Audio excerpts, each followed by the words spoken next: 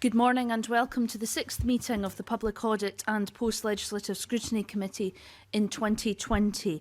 Can everyone in the public gallery please switch off or turn to silent your devices so they don't affect the committee's work this morning? I'd like to welcome Liam MacArthur, MSP, to the meeting this morning. You're joining us for this session. Thank you for coming. Item 1 is decision on taking business in private. Do members agree to take item 3 in private this morning? Thank you. Item 2 is the Section 22 report, the 2018-19 audit of the Scottish Police Authority. I'd like to welcome our witnesses to the meeting: Lynn Brown, Interim Chief Executive, David Crichton, Vice Chair, and Susan Deacon, former Chair of the Scottish Police Authority. Now, I understand that David Crichton and Susan Deacon both have short opening statements. I'd like to invite David Crichton to please go first. Thank you, Convener, and good morning, everyone. The Auditor General's 2018-2019 audit, we believe, is a very fair and constructive report on the progress made by and the challenges still facing the governance of Scotland's police service. We have accepted those recommendations in the report which are specifically directed towards the authority and have already acted on them. For example, over the last 3 months, the authority has approved a risk management framework and a risk register. We've strengthened our oversight of transformational change in policing. We've approved a senior management structure within the authority, and we've prepared a draft corporate plan, which we are now discussing with stakeholders. I also want to acknowledge the Auditor General's remarks on the need to consider the overall system for the governance and scrutiny of policing, of which the authority is one part. And in relation to that, we are now revising our governance and accountability framework with the Scottish Government, and we will be participating fully in the Cabinet Secretary's forthcoming roundtable with all the relevant organisations.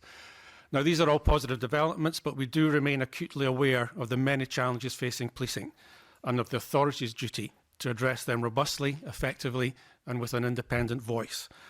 For example, I have publicly commented on the continuing deficit in police funding, which the Auditor General rightly highlights. Also, for a service where over 85% of expenditure is on workforce costs, the absence of a workforce plan based on robust evidence of demand and productivity is a continuing weakness, and it makes it difficult to properly assess the numbers and skills of officers required. And I'm very pleased that the Chief Constable has committed to resolving this. But in the faces of those challenges, I do firmly believe that we have a strong, professional and compassionate police service, one that can be proud of. And maintaining that service while holding it to account is the authority's principal duty, and we will continue to do that within the wider framework of police governance, which we believe remains appropriate and which can be made to work in the public interest. Thank you. Thank you very much. Susan Deacon. Thank you, Convener, and thank you for the opportunity to be here today. I welcome the chance to share some of my thoughts and reflections from my experience as having served 2 years as chair of the SPA, and also having watched with interest the development of the system of policing and governance that has developed in Scotland since the legislation was put in the statute book on 2012. I particularly welcome the comments of the Auditor General at the meeting of this committee on the 9th of January, when she said that it was now time for a review in the way in which the system of governance and accountability as a whole is operating, which should take in the roles that are played by the Scottish Government, HMICS, the PERC and others. I think there is a real need and an opportunity to look at that system as a whole. And now that we're in a position where Police Scotland has developed and strengthened, then I think the time is right to do that. When I came into the role of chair of the SPA, I'm conscious this predates both David and Lynn, I saw up close and personal just how challenging things could become when there were serious issues and failings in leadership and governance, both in the police service and within the Scottish Police Authority and the wider landscape. It was a formidable job of work to strengthen and stabilise those arrangements.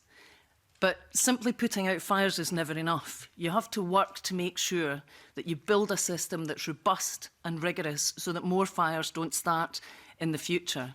And I think the one thing that is clear in much of the discussion that has taken place over the months, both in the public domain and much of which I've been party to, also in various meetings with various parties, is the one thing that there is agreement on is that there is not agreement on precisely how this system should work, and that to simply look at the SPA in isolation is to fail to consider how that cluttered and complex landscape that was put in place in some haste back in 2012-13 is actually working as a whole. I often turn to the quote, the Einstein quote, that the definition of insanity is doing the same thing over and over again and expecting different results. I think after the 7 years' experience that there has been of our system of policing governance and accountability in Scotland, there is much reflection and learning to be done. And more meetings, discussions, frameworks, and laudable efforts to continue to improve bits of the system is not the same as looking at it as a whole and thinking how it works and will withstand the test of time in the future. The previous Cabinet Secretary for Justice recognised there were issues about the secondary legislation and put in place the Angelini Review. I think a similar piece of work now would serve a very, very useful and meaningful purpose. So I thank you again for the chance to be here, and I'm obviously happy to answer questions. Thank you very much indeed. I'm going to ask Alec Neil to open questioning for the committee. Can I just follow up on what Susan has just said? Because I think the key recommendation from the Auditor General report was this need to look at the whole system, the police family, and have a comprehensive review. I mean, in this committee, we have seen the SPA stumble from crisis to crisis, but in the last 2 years, we've seen it much more stable. You know, a lot of fires have now been put out, and now seems to be the time to have a look at how the 4 or 5 organisations within the police family organise themselves, relate to each other, the lines of accountability, which I don't think are entirely clear, even 8 years on. So, obviously, Susan has just said she supports the Auditor General's recommendation. Can I ask, David, does the SPA support that recommendation? And do you see the value in having that kind of fundamental look at the police family and how it all hangs together, should hang together in the future? We do support that, and I said in my opening remarks that I particularly welcomed the Auditor General's reflections on that overall system, and that the authority is only one part of that system, and any review should look at how the system functions as a whole. I do agree that it's a complex and multi-layered system. There are scopes within that for overlap and confusion.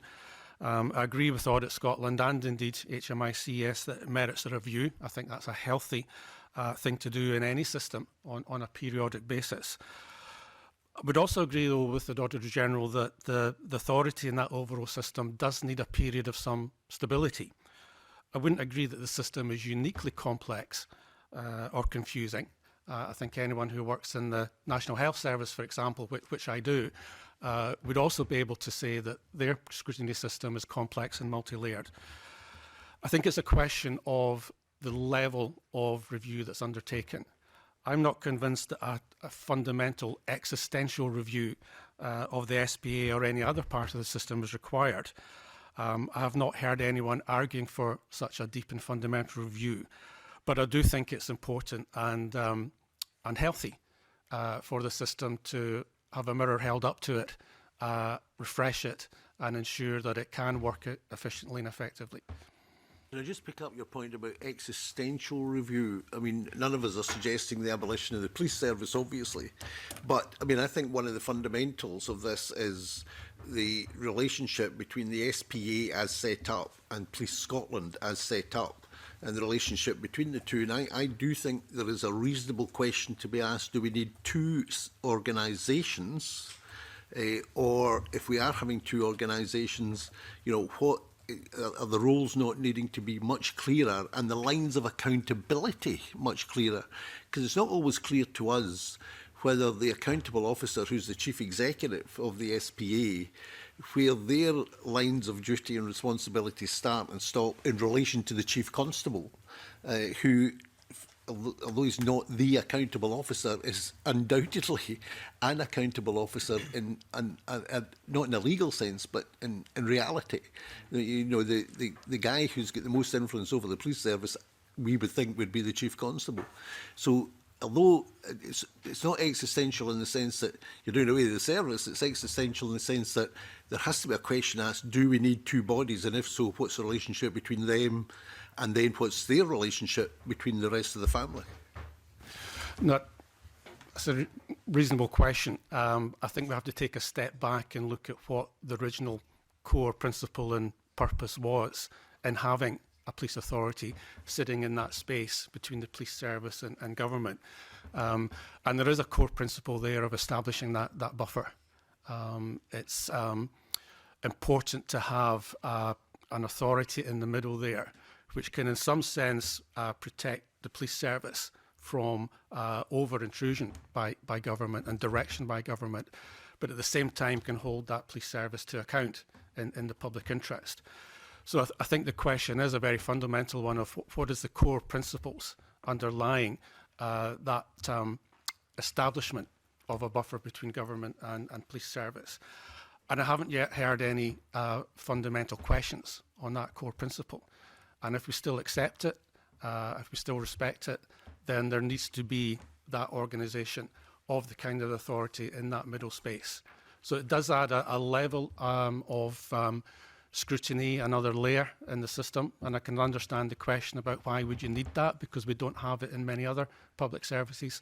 But I think it gets back to a core principle of how we hold policing to account while at the same time protecting it from direct government control. Sorry. No, on you go.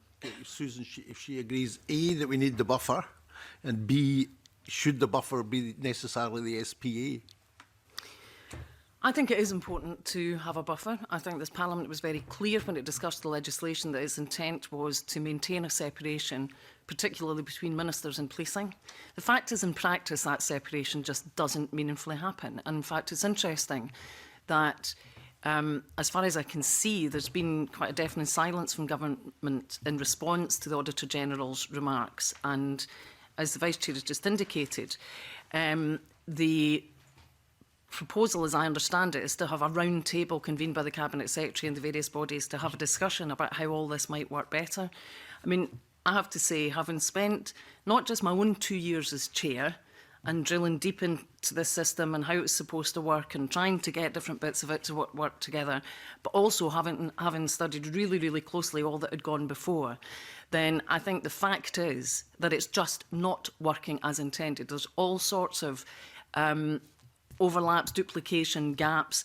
I mean, the recent HMICS report has called into question all sorts of fundamental issues around, it said the implementation of the role of the chair and its associated responsibilities remains subject to interpretation, that there's anomalous relationships and a lack of a clear locus for the SPA in relation to reserve matters, raised a whole lot of questions and different suggestions about what the relationship with local government should be.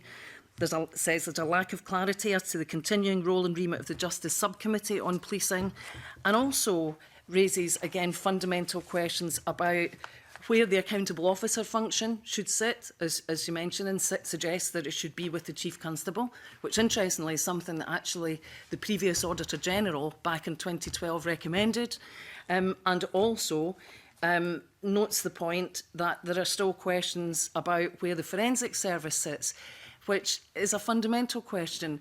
Now, I don't have all the answers to those questions. What I do know is that after 7 years, they're still being asked. And I think it's only right and proper that this is looked at more holistically. I mean, there's something like £10 million a year spent on just the three bodies that are in the legislation, the SPA, the PIRC, HMICS. There's a sponsor division in Scottish Government of 40 plus people, I think. I don't know what the exact cost of that is. So whether you look at it from the point of view of the cost of the public purse or whether you look at it from the point of view of an effective system of governance and accountability, I think the one thing that is unquestionably the case is there is just not clarity around this. Now, I know there's a valiant effort taking place and I know that there's all sorts of work being done, as there has been in the past, to try and get clarity around these things. But it clearly has not emerged in 7 years of internal discussions within the system. And as I say, there are examples of other pieces of work that have been done that I think are commendable in terms of taking a step back, which I think is the phrase the Auditor General used, and looking at the system as a whole. But I think there should be a bit of public visibility and accountability and engagement around that.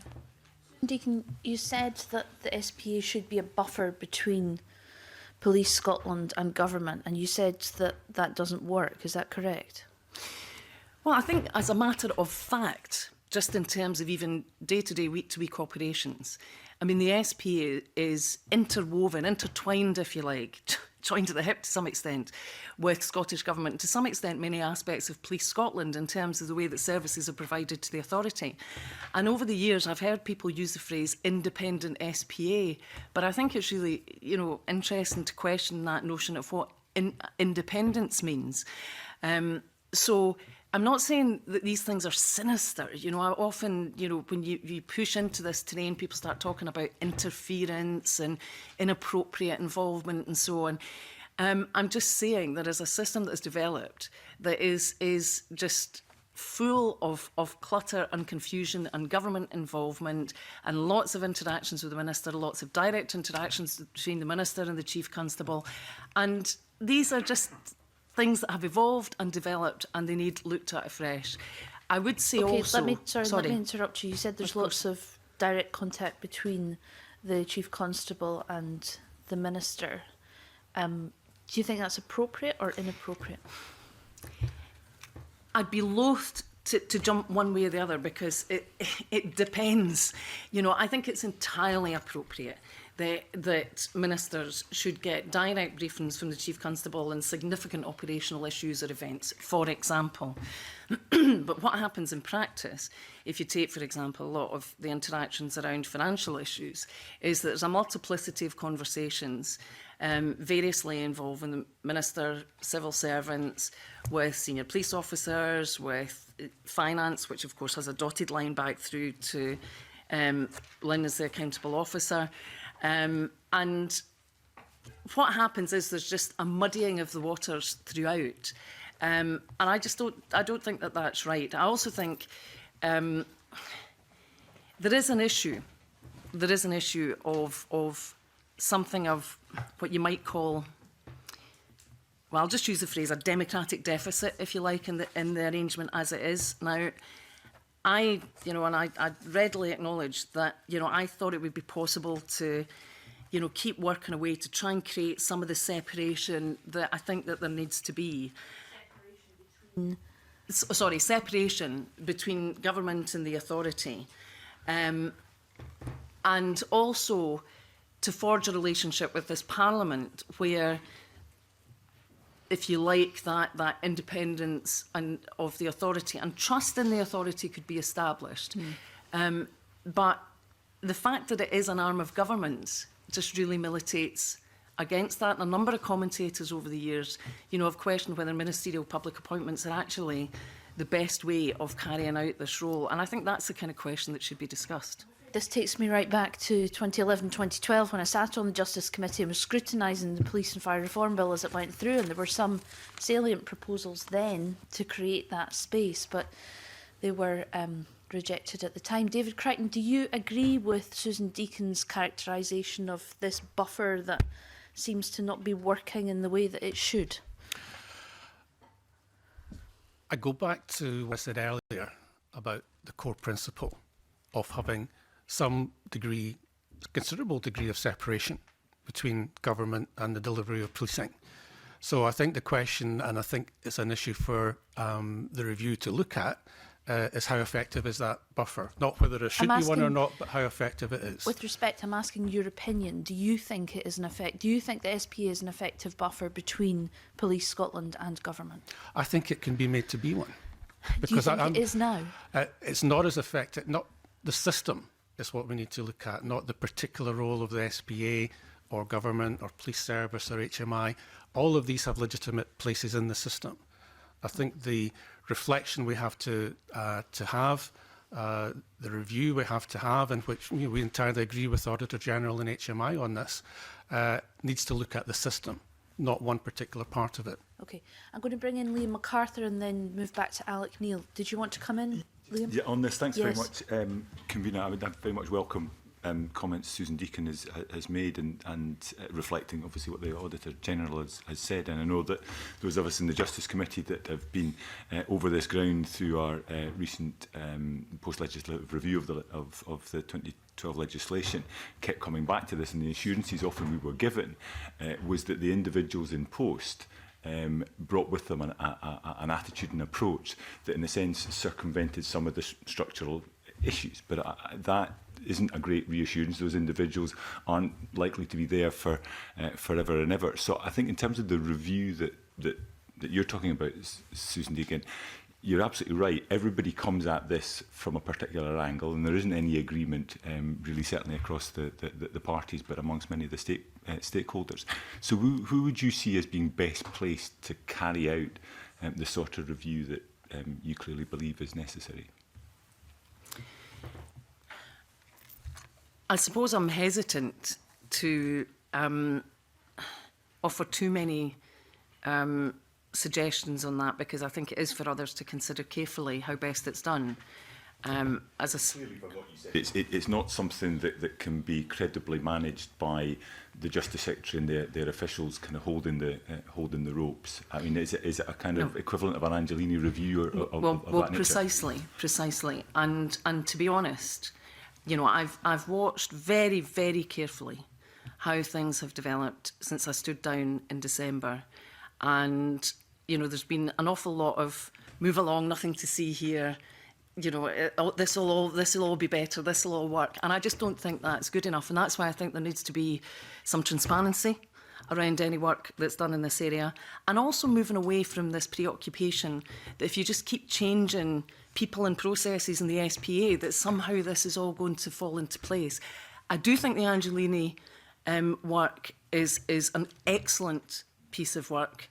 And I think her interim report was one of the most insightful and incisive and accessible that I've seen written, that really looks at how different aspects of this system are working. But it was looking specifically, as you know, at complaints conduct and investigation issues. So whether quite the same model would translate over to look at some of these wider questions of governance and accountability, I'm not sure. But I think independence and transparency is key.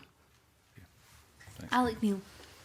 Just to kind of round up in this, I mean, the other thing, would you agree, is the role of the Parliament in this? Because I certainly remember there was some discussion at the time this was mooted about a national police force, of the Parliament having a direct role. And it seems to me one of the considerations of a review would be, if you're going to have an SPA-type organisation, should it actually be appointed by the Parliament rather than by the government? Because the whole point of the buffer is to make sure that the police cannot be politically directed in a day-to-day sense. It's about democracy and accountability. So that would be my first question. And just also a question of fact, which may be for Lynn to answer. How many people does the SPA currently employ full-time equivalent, as opposed to Police Scotland? We have got an establishment of 50 and we've got 37 in post, with 4 secondees from Scottish Government and 1 outside OD expert at the moment. So does that mean the sponsoring department has 1 person for every person in the SPA monitoring them? If there's 40 odd. What I found working with the police division is that since I've arrived, which was 5 months ago, they've been very supportive. They have given me all the support I need in terms of extra staff where there were gaps, and have helped me navigate my way through the system in terms of Scottish Government decisions. My background's in local government, not central government, and I find them really helpful. A number in there is they're at their discretion. I've found I've had their support when I've needed it. And the Parliament point, David and Susan? I agree with Susan. The decision on who undertakes a review and what the terms of reference should be are not a decision that the police authority or any one part of it should make. My question was different from that, David. My question is, I think we all accept the principle of the buffer, but does the buffer not potentially work better? I mean, I don't know where there's national police forces in Scandinavia, for example. Maybe one of the remits of the review would be to look at what happens elsewhere and how effective it is. But it seems to me, if the whole purpose of the buffer is to make sure the police service is not politically directed in a day-to-day sense, if these appointments were made by the Parliament and accountable to the Parliament instead of to ministers directly, is that not something that should be considered so that the buffer becomes much more effective? I think both options would need to be tested. I don't think there's any obvious, in principle, decision that can be taken on that. It has to be a choice made by Parliament and Government. The SBA will be participating in and being reviewed by whatever terms of reference and whatever lead investigator is appointed to do that. The one thing I would say is that we're still talking about a relatively young system, which has been in place for 6 years. We have systems of scrutiny in other parts of public service, and take health, for example, which have been developing for, well, since the Parliament was established. And in a system like that, and I've got direct experience of it at the moment, if you're sitting as chair of a health board, you have your board, you have your sponsoring department, you have a relevant parliamentary committee, you have the cabinet secretary, you could be inspected by Health Improvement Scotland. There are a range of scrutiny mechanisms in any public service. And I think, again, the emphasis I would give is on that whole system, not any one part of it. How fundamental should it be? To what extent should it challenge some of the core principles that I've talked about earlier? Yes, it's for others to decide, but I go back to the point that this is still a relatively young and maturing system. And I believe the last thing it needs at this stage is another fundamental shake-up of that system. I think it's entirely appropriate that as an initial step, the participants in that system should hold up a mirror to themselves and test where the crunch points are, where the overlaps are, where any inconsistencies or gaps are. That's appropriate. If that is done transparently and thoroughly and still does not satisfy the test of an effective buffer and effective scrutiny system, then by all means have a more fundamental review. But I think this is still a relatively immature system where relationships, roles and functions are evolving. Surely the customers, who are the people out there, have to have a role in this review. It's not just to be done internally in a round table with the civil service and the minister. That would be absurd, surely, because it's the customers who matter. We're not going to have it all producer-led. It should be transparent. Well, more than transparent, the customer should have a say in where they think there is room for improvement. I wouldn't disagree with that. I still think it is incumbent upon those participating in the system, those parts of the system, to question the effectiveness of those relationships and that scrutiny system first. Can I ask Susan her view on the matter? And I think there would have been a sufficiency in that response, if you like, if this discussion was being had in 2015, but it's been had in 2020. And I think there have been no end of efforts to actually do conduct some of those internal discussions and to try and get agreement within the system. Now, can I say, in all fairness to David and Lynn, I accept it's much easier for me to sit now that I'm outside of the system and speak very, very freely on a lot of these things. But that's precisely why I do want to be very direct and very honest with you, because I think these are matters of public interest that really need to be addressed. And the fact is, this legislation was taken through Parliament very quickly. Eilish Angelini in her work said the draft legislation was put together rapidly. The passage of the bill was completed by the Scottish Parliament in a relatively short period of time, and the implementation period for the changes was compressed and challenging.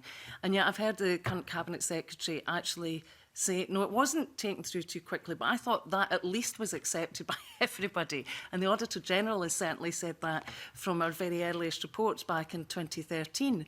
So that's a starting point. So something that's done quickly, 7 years on, when clearly there's still such a lack of clarity, there needs to be a rounded, thorough piece of work to think about how does it work in the future.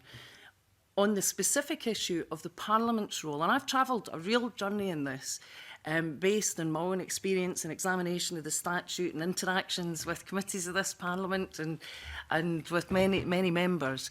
And I personally think that any review process should revisit, as you touched on, Convener, some of the ideas that were mooted at the time that the legislation was first discussed.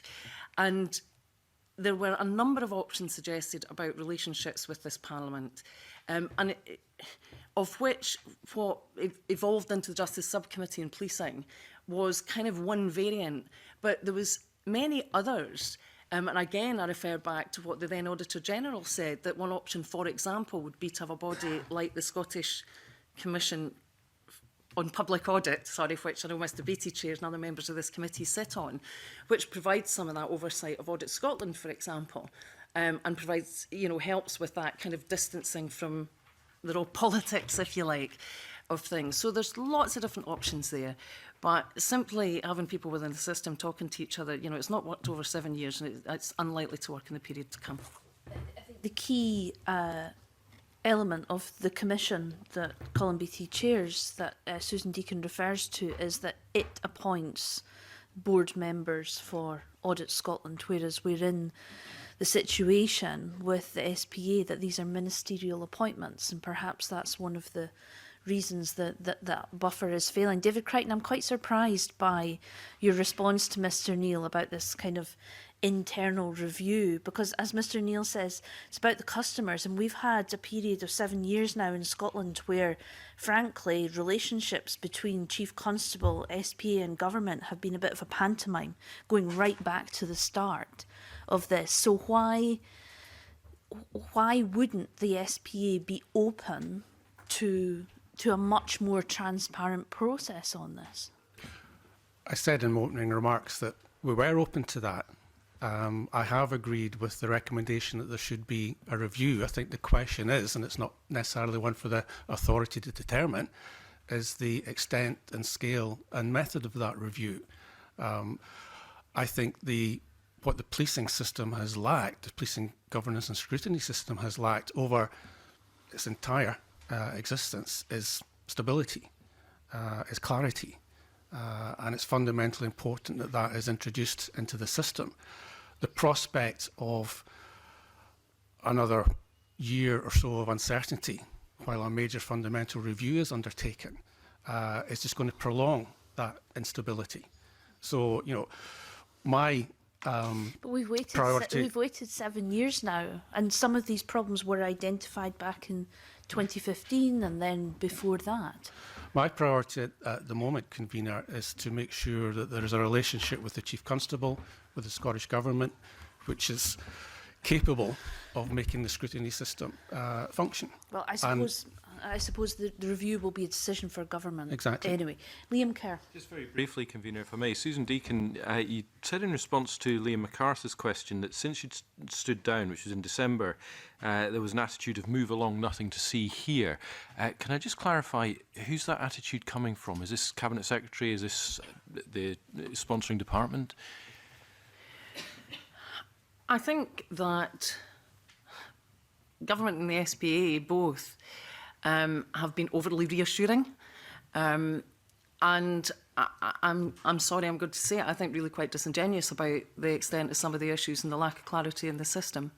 And I think it did speak volumes that there was so little response to the very considered and rounded view that the Auditor General expressed in this. Thank you. Colin Beattie. And now for something completely different. The Auditor General's report indicates that for the year 2018-19, a reform budget of almost £30 million was available. In the evidence that we received on the 9th of January from Mark Roberts from Audit Scotland, it indicates that this money was actually used for operational spending in order to reduce the scale of the deficits. And there's also indication that it was spent on professional services, which I assume is consultants. Perhaps could someone provide a bit more detail around this? I can give an overview, and I'm happy to provide actual specific detail in each cost to the committee afterwards. The reform budget on the professional services, the reform budget is linked to the transformation programme. And over that period, there was a requirement to have professional services to help design that, the projects and to deliver it. And that's my understanding of where the spend was. In terms of operational, I'll need to give you more information. I'm not aware of that. Most of the reform spending was on major projects, which I can send to you the details. So you disagree with the Auditor General's findings as to the disposal of these funds? You feel it was spent on reform? My understanding was some of it, the suggestions that some of it was spent on operational issues. I need to know what proportion that was and get back to you. In terms of the actual professional services, there was spend on that, and that was linked to the transformation programme, as I understand it. It would be helpful to get a breakdown of how much was actually spent on the purpose for which it was actually intended and how much went into the operational side. That will be available, and I'm happy to provide that to the committee. Now, just a slight angle on that.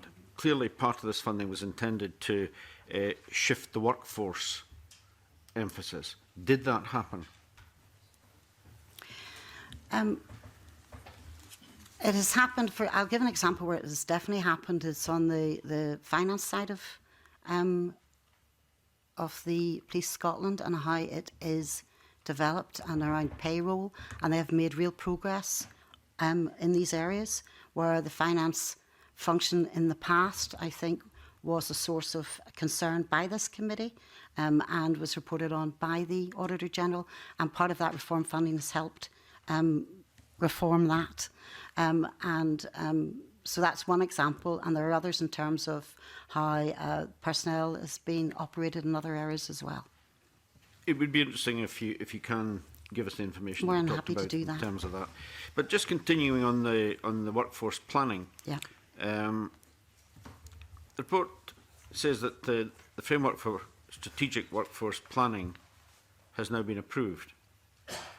But there's still a pretty urgent need to deliver a detailed workforce plans to support the transformation that's required to deliver Policing 2026. Why has there been such a delay? I think Mr. Crichton would like to take that. If I may, Mr. Beattie, the delay in preparing a workforce plan is unacceptable. There's no sugarcoating of that. It inhibits our ability to properly test and challenge. Is there a reason? It's a very difficult thing to do, and other public services have struggled with it as well. It's a very difficult thing to do, particularly in the context of policing, where the demand and the environment is very unpredictable. But having said that, difficulty shouldn't mean continual delay, and we have to be assured that Police Scotland has the resources and the skills and the expertise to do that. Whose desk has it been sitting on? The fundamental responsibility has to lie with Police Scotland to do that review, to assess the demand, to assess what future skills are required. The authority's responsibility is to keep pushing for it to happen, to look at the way it's being done and to test the conclusions from it. And we will do that and do that through our committee structures, the Resources Committee in particular. Now, you've touched on the fact that you're reliant on Police Scotland to produce that workforce plan, but that must have an impact on your financial planning. Can you maybe describe a little bit about how you're handling that, how you're dealing with that? It does, and if I may take it right back to the core principles again. The current the officer complement in Police Scotland is 17,234. And that has become a floor for the number of police officers that we have. And the Chief Constable has advised that that is a number required, particularly as we go into, and still are in uncertain periods regarding Brexit and the COP26 event coming in November. So those numbers have been advised as required.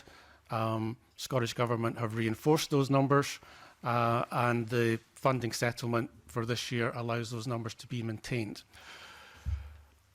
Meanwhile, there is insufficient funding to fully fund 17,234 officers, a continuing deficit. And the consequences of that for us as an authority is that we have two irreconcilable numbers there. We have a continuing deficit. And unless and until we have a better understanding of the future demands on policing, the areas for productivity improvement, the expected costs of policing, and the right skills mix, which is exactly the sort of thing that a workforce plan should produce, it actually makes it very difficult without that to properly test, assess the future requirements for officer numbers.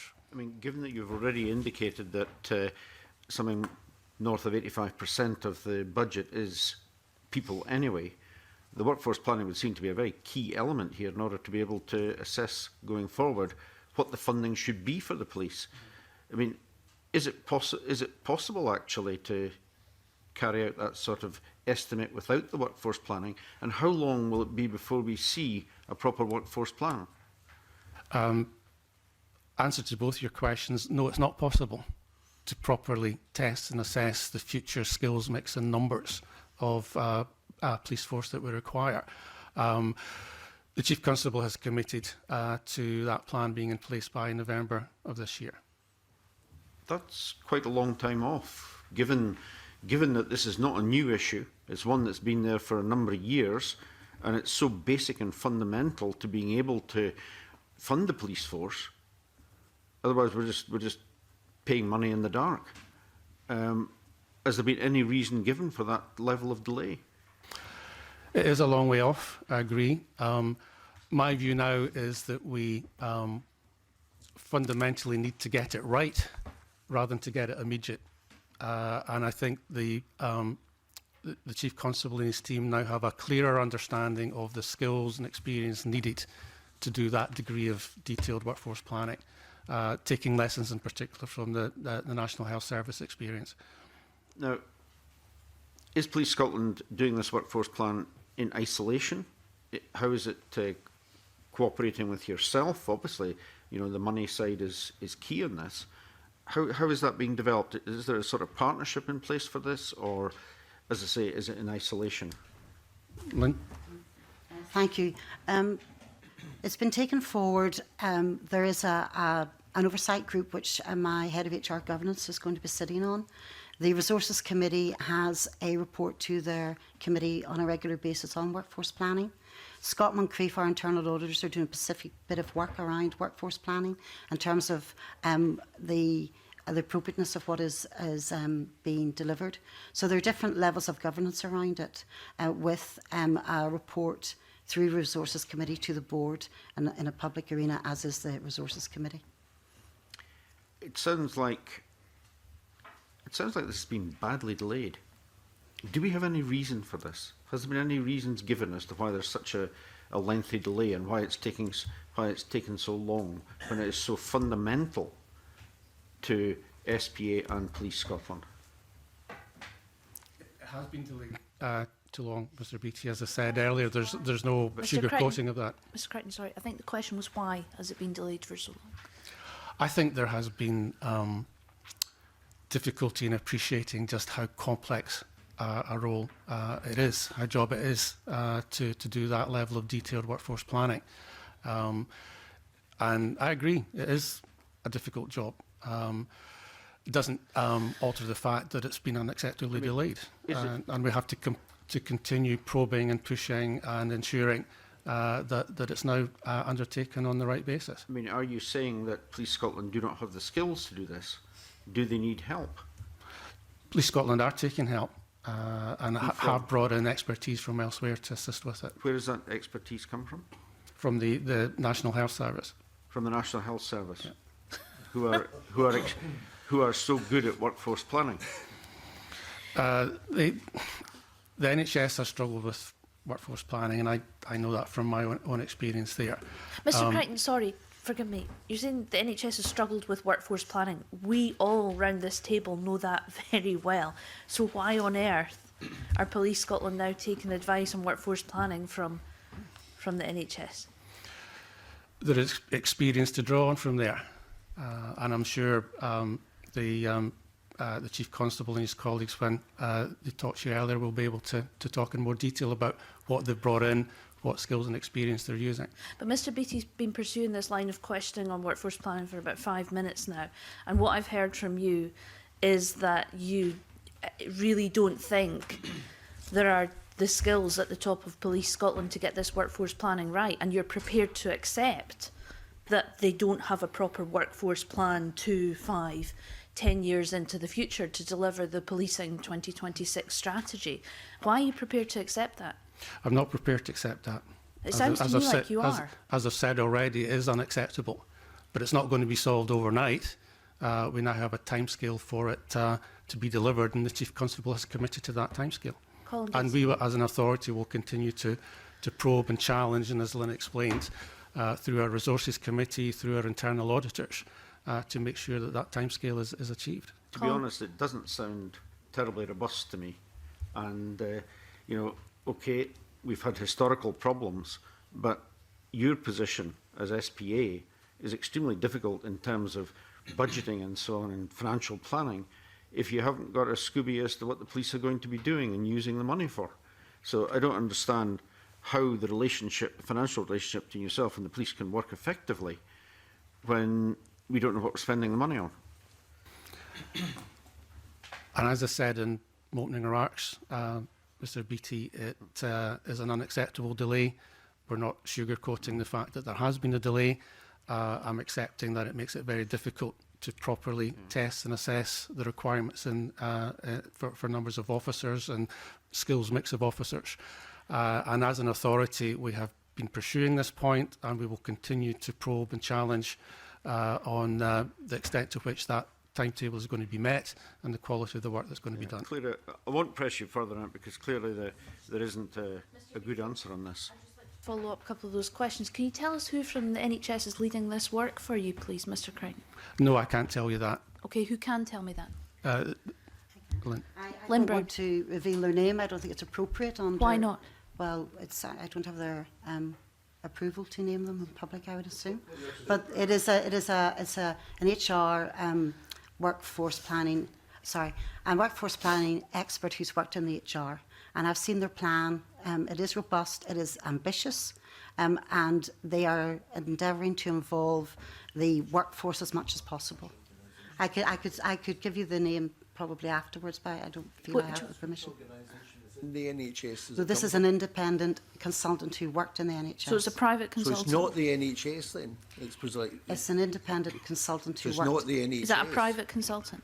So it was incorrect to say it was the NHS that are providing this support. Lynn Brown, can you please tell me what organisation is providing this It's an independent advice? consultant who's got experience from the NHS. Can you name the firm, please? And I think it's an individual, not a firm.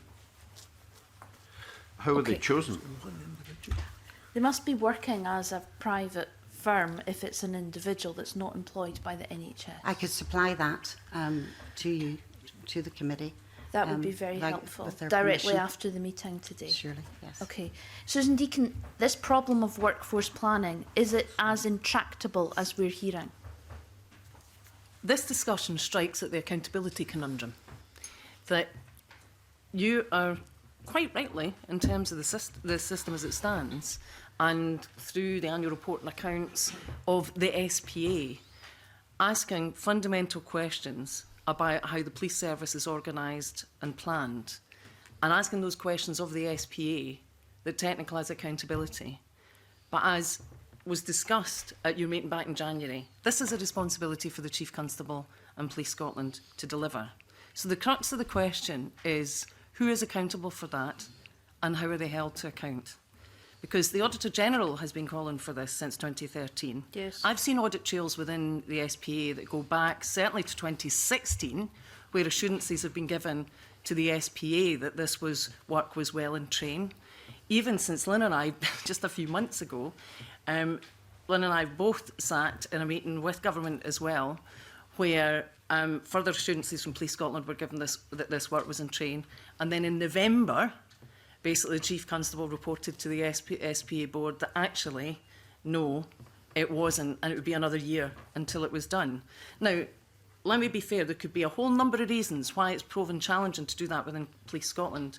But my point to this committee in particular is, who's accountable for that and how are they held to account? Colin Beattie, do you have any further points? Just one last question I'll ask, which is a fairly general one. You touched on Brexit. What do you think the impact is going to be of EU withdrawal on police force numbers, budget and so on? We've had regular reports at authority board meetings and in between on the likely implications of Brexit for policing. The Chief Constable put in place a number of measures to improve and ensure preparedness for Brexit, including the standing up of a force reserve, including the standing up of a centre at Bilston Glen to coordinate. Those measures can be stood up again as we get closer to the end of the year and it becomes clearer whether or not we're still facing a no-deal Brexit. Added to that, and the reason why the Chief Constable has recommended that current numbers are kept in place and that at least part of the Force Reserve is kept in place, is the advent of the COP26 conference in November, which has huge implications for operational policing and the costs of operational policing. So the planning done both for Brexit and for COP26 has had major implications for policing and for the numbers of policing required. There are also longer term implications for policing, and I'm sure this is something you can pursue in detail with the Chief Constable, and we've had discussions with them in full board about that, in terms of changes in issues like European search warrants, interconnections with Europol. All of these have to be reset in the light of EU withdrawal and do have major implications for the delivery of our policing service. Okay. Liam Kerr. Thank you, Convener. Good morning. So I'm going to look at the corporate function briefly. Starting, David Crichton, if I may, the Auditor General's report notes that the board approved an improvement plan in May 2018 and set out 4 key priorities, one of which was building the capacity and capability of that corporate function. The report then goes on to say that the Chair reported to the board in June 2019 that there had been no progress in building that corporate capacity and capability. So how is that work now going forward, and has there been progress now? There is progress being made as Chief Executive. Lynn is leading that progress, and I would ask Lynn to comment on the development work we're now doing. Thank you. In terms of improvement plan, it's about 80% complete. And I've been there since 5 months, and I took a report to a board seminar on the improvement plan and where we are with it. On the issue of capacity and capability, I can only comment on what I've seen since I've arrived at the end of September, which was actually the day that the report from the auditor went to the board. And what I've found is that we've had a number of things that I was tasked to deliver on, which some of them came through the Auditor General's report, which was to do with the corporate plan, to do with the strategic risk framework. There was also a requirement from HMICS to do with oversight of change. We had to respond to the Angelini inquiry. We had to respond to a number of parliamentary inquiries, and that has all been achieved. We have done all those things. We have taken our corporate plan as out for consultation, for engagement since last week.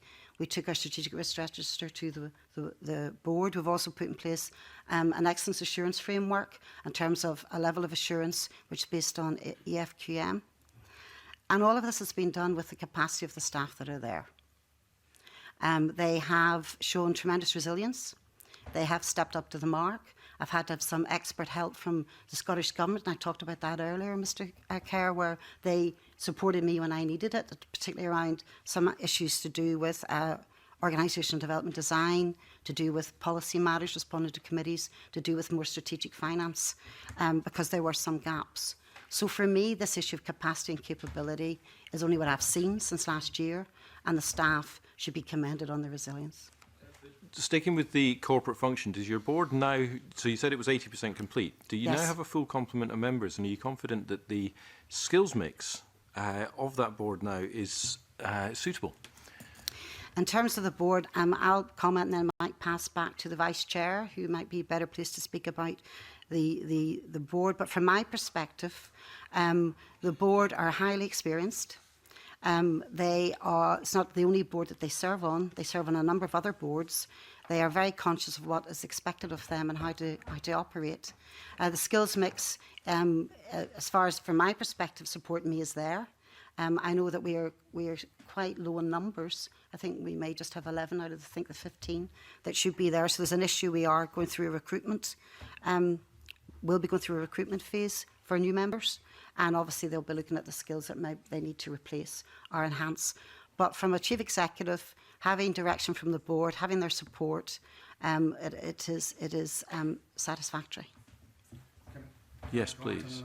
Okay. Yeah. The authority was established to have a complement of 15 board members, including the chair. At the moment, we have 11 board members, including me as vice chair. As Lynn says, we are talking to Scottish Government about accelerating a programme of recruitment for those vacancies. In terms of the board members we currently have, I've served on a number of boards.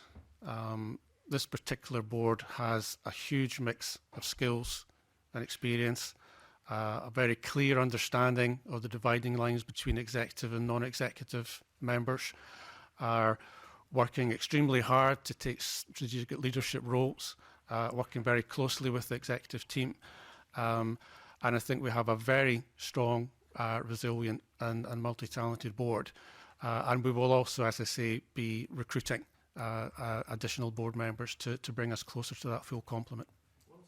I listened to that answer and accept it, of course, but Lynn Brown, you say that the process is 80% complete, and David Crichton, you're now saying you're going to accelerate it. But when I asked the kind of set-up question, we talked about an improvement plan from May 2018.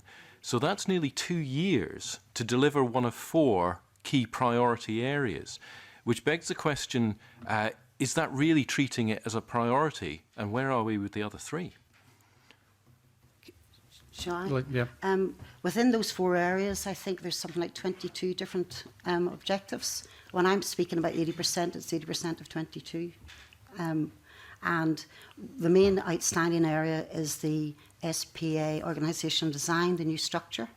And as Mr Crichton mentioned earlier, I've taken the high-level structure to the board last week and through the JNCC of the unions last Friday, which is the high level, the top level below myself. And then we're working on developing the rest of the structure, which will go to the board in May and then to the JNCC. And that is the outstanding 20%. Mm-hmm.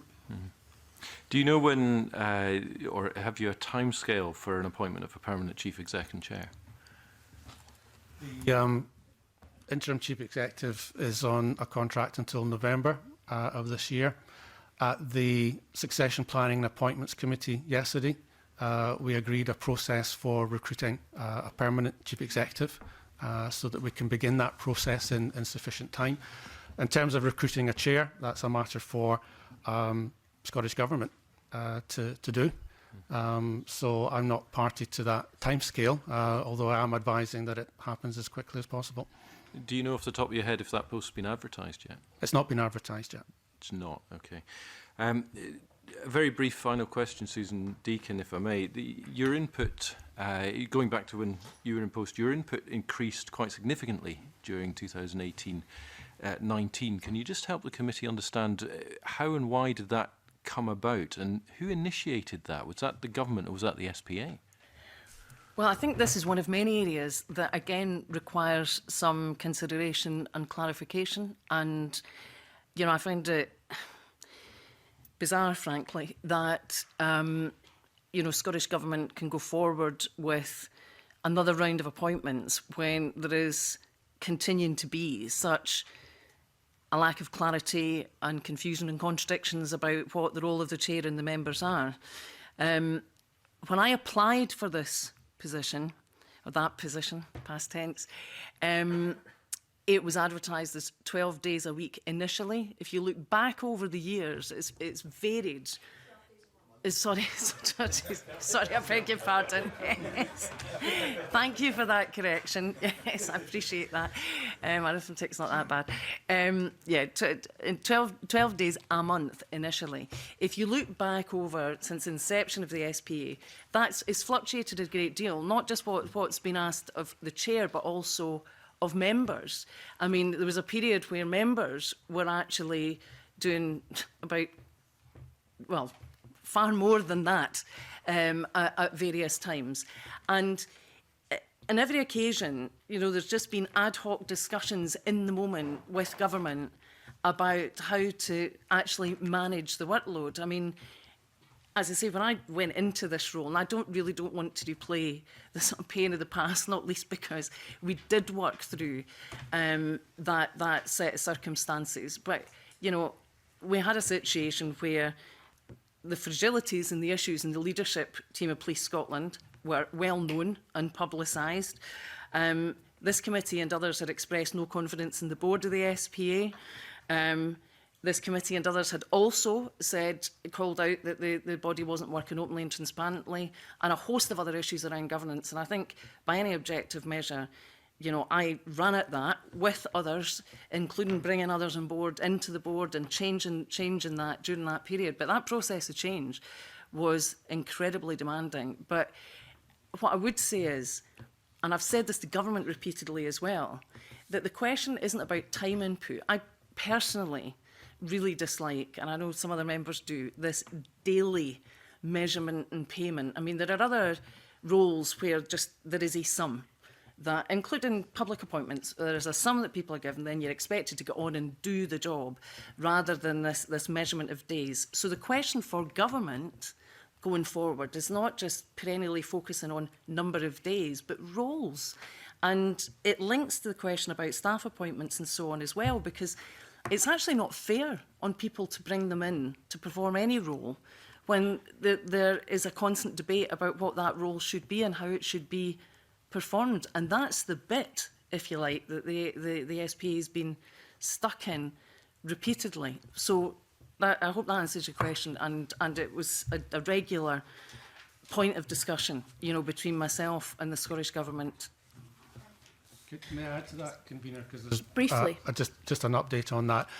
There has been a review commissioned of the role and time requirements on board members. We felt that was very important to do as part of the next round of recruitment, so that those applying were absolutely clear on what the specific role and Do you think time that's requirements wise, would be. David Crichton, to do that in isolation from the rest of the review that the Auditor General's recommended? Well, I think it is unwise to leave the board with only 11 members, given the extent of work that needs to be done. So in my role as Vice Chair, I have a responsibility to ensure that the organisation is able to function. Susan And Deacon. so I have been advocating that Okay. recruitment. Susan Deacon? But the question is what needs to be done, and by who and how.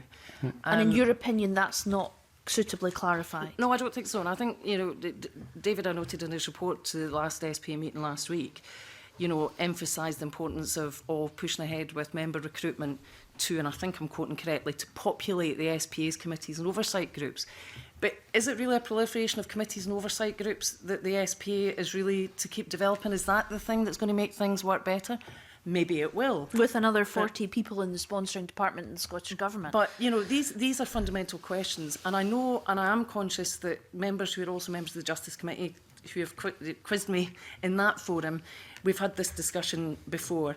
I know also there are all sorts of expectations and aspirations that have been expressed at various points about what the composition of the authority should be. And actually the size of the authority at 15 was set to ensure a geographical spread. But in fact, half the members are Edinburgh-based, in fact. Now, that's because of the criteria Susan, that's been set let for me members. interrupt you, though, because you're saying that there should be it sounds to me like you're saying the pause button should be put on recruitment, you know, clarification of the chair's role, all of these roles. But David Crichton makes a good point that how can we leave it in this flux until a review's completed? What would be your solution to that? Well, I'm not convinced that you simply keep adding on numbers unless you're clear on what you're bringing people in to do. If there is a sufficiency of clarity emerging, so that the next chair that comes in and other members that are appointed, you know, won't start facing all the debates and the discussions and the question marks about the role and the contribution and so on that 3 chairs have already faced. And incidentally, 30 members who have served in this authority, including the current ones, you know, since its inception, half of whom have stood down before they've served the full term. You know, unless there's that kind of clarity, as I say, it's actually just, it's not fair on the individuals, never mind on the overall operation of the system. Okay. So there just needs to be more clarity around that. And similarly, as far as staff are concerned, you need to make sure that you're not just adding costs, that you're adding value to the system, because again, it's not good for individuals, you know, to come into, to be appointed to a role, say, Okay. that maybe a year from now people are saying, wait a minute, that's not something the SPA is to do. Okay, thank you. Willie Coffey. Yeah, good morning, everybody. Susan, could I start with you? You were the chair for 2 years. Could I give you an opportunity to say something positive here? Because I'm trying to put myself in the frame of mind of a member of the public listening to this and being pretty aghast, I think, at what they're hearing. It's all about process and turmoil. For goodness sake, what would you say you achieved in your 2-year term that was positive and taken forward? Policing 2026, let's say. Could you tell us what's been achieved? And we'll come to David as well in a minute, the same question. Well, I think stabilising the leadership of Police Scotland was a prerequisite to being able to deliver anything in policing. And I've said repeatedly, and I'll happily say again now, that I think we've got an excellent police service in this country. And that's why I want its system of governance and accountability to be better. Because every time debates open up like this about weaknesses in that system, then the concern is that it reflects badly on policing and on public confidence and trust in policing. And indeed, why you need a good system of governance and accountability is to ensure that public confidence and trust. Because it's when things go wrong, and policing's a high-risk business, it's when things go wrong that these systems are put to the test. And if there's a lack of clarity about accountability and so on, it descends into a blame game. And that's where, as I say, the public then think, what on earth is going on here? I'm very proud of having spent 2 years working closely with the police service, and I was very pleased to work to, you know, appoint the current chief constable and in fact, you know, all the current deputy chief constables and several of the assistant chief constables, and to see that team grow and develop, and to see Police Scotland in a much stronger and stable place than it was when I went in, not least through the work that leadership team in Police Scotland has now taken forward. But we've got to keep moving forward and developing and improving. And, you know, I don't think it's an either or. You know, I accept that when the discussion we're having today, by necessity in a sense, focuses on areas of improvement and weaknesses in the system. But I would be the first one to say that we should always remember that we have a really, really good police service in this country. And it's because I care about that and I'm passionate about it that I applied and stepped into this role. It's also the reason why I stepped away from it, because I really just didn't feel that the system was working and doing what I thought it should do. Okay. Turning to the wider strategy, David, the Policing 2026, it's been in place since 2016. We're nearly halfway through. Colin Beattie spoke about workforce and the issues, and we've covered that. A key component in Policing 2026 is the IT, the digital strategy and so on. How are we doing with that? Very briefly before I answer that, if I may, in terms of your original question, which you were going to turn to me on, full agreement with Susan. We spend so much time talking about process and structure and system, and it's important. It's important to get that right. What really matters in public interest is the quality and professionalism that our police service deliver, and I have absolutely no doubt about that. So I think your question was a timely reminder of what's actually important here in terms of public interest. So I appreciate you raising it. In terms of progress with the IT strategy in particular, Policing 2026 in general, there was a statutory duty to refresh that strategy after 3 years. And that's a process we've been through along with Police Scotland, and it's a co-produced refresh of the strategy. And that's currently out for consultation. So we'll be able to bring that back into the public domain in the very near future once the consultation is complete. In terms of the digital ICT component of it, we're talking there about a programme initially costed at just under £300 million. The reality is that capital funding hasn't been available. Progress has been made with components of the strategy, and the appropriate thing to do when the capital resources aren't available immediately is to phase that introduction.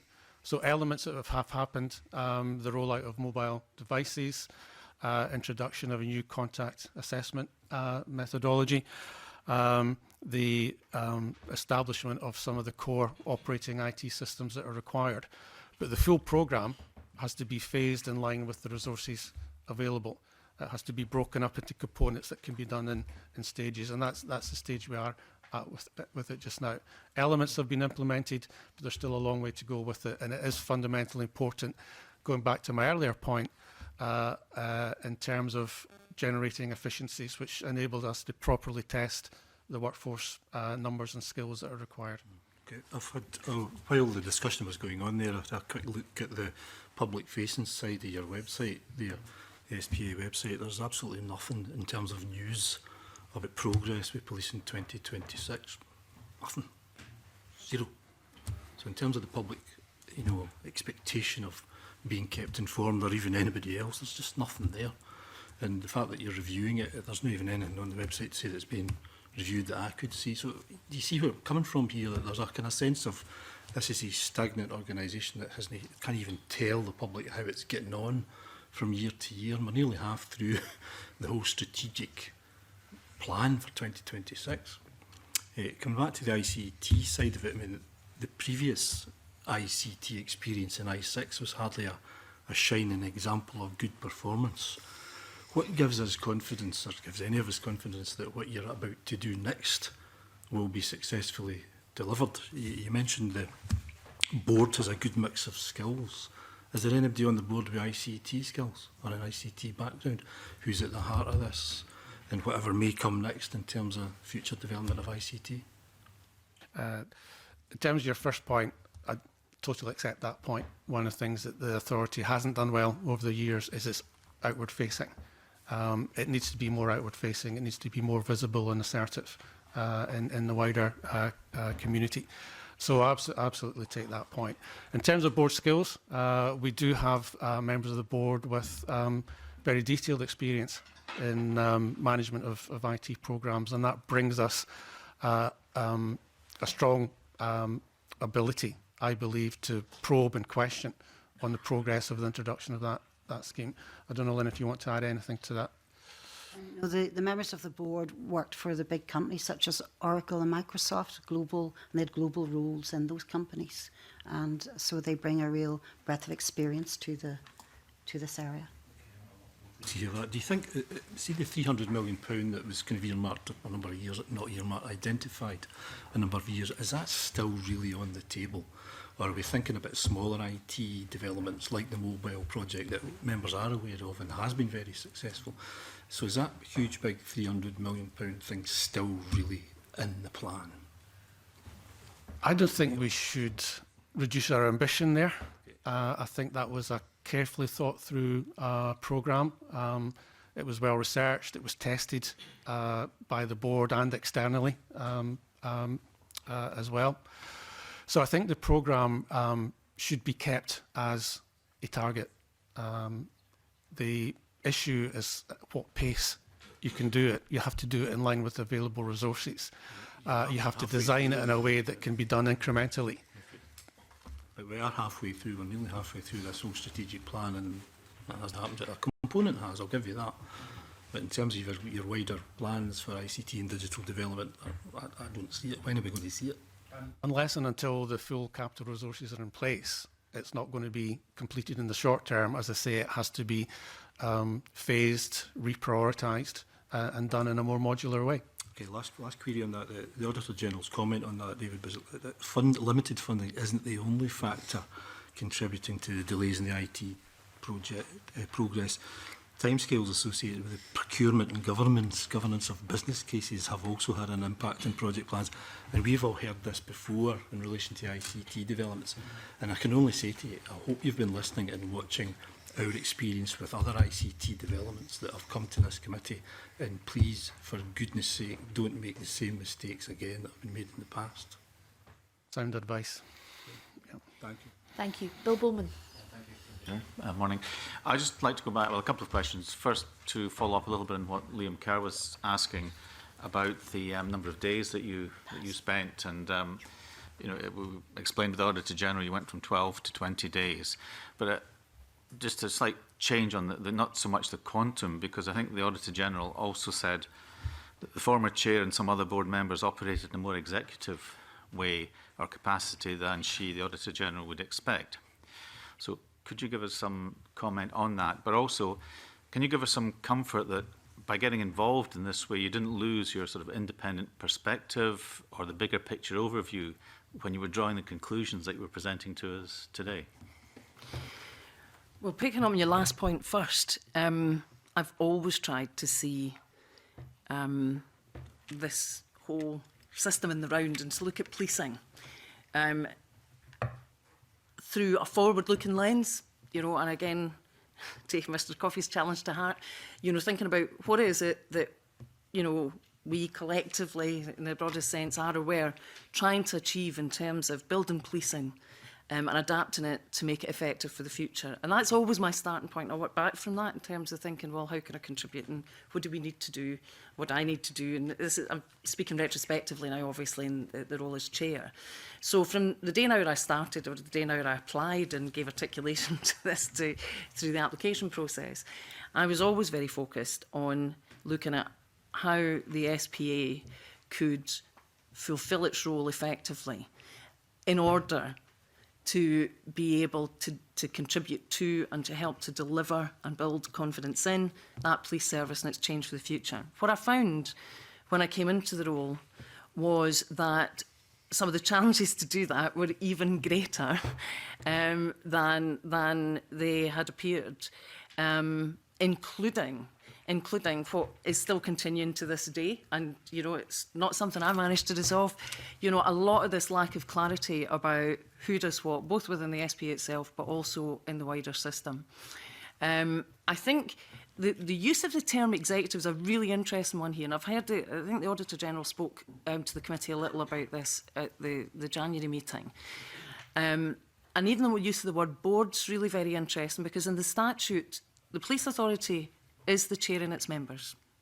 It's completely silent on any structure that should exist beyond that.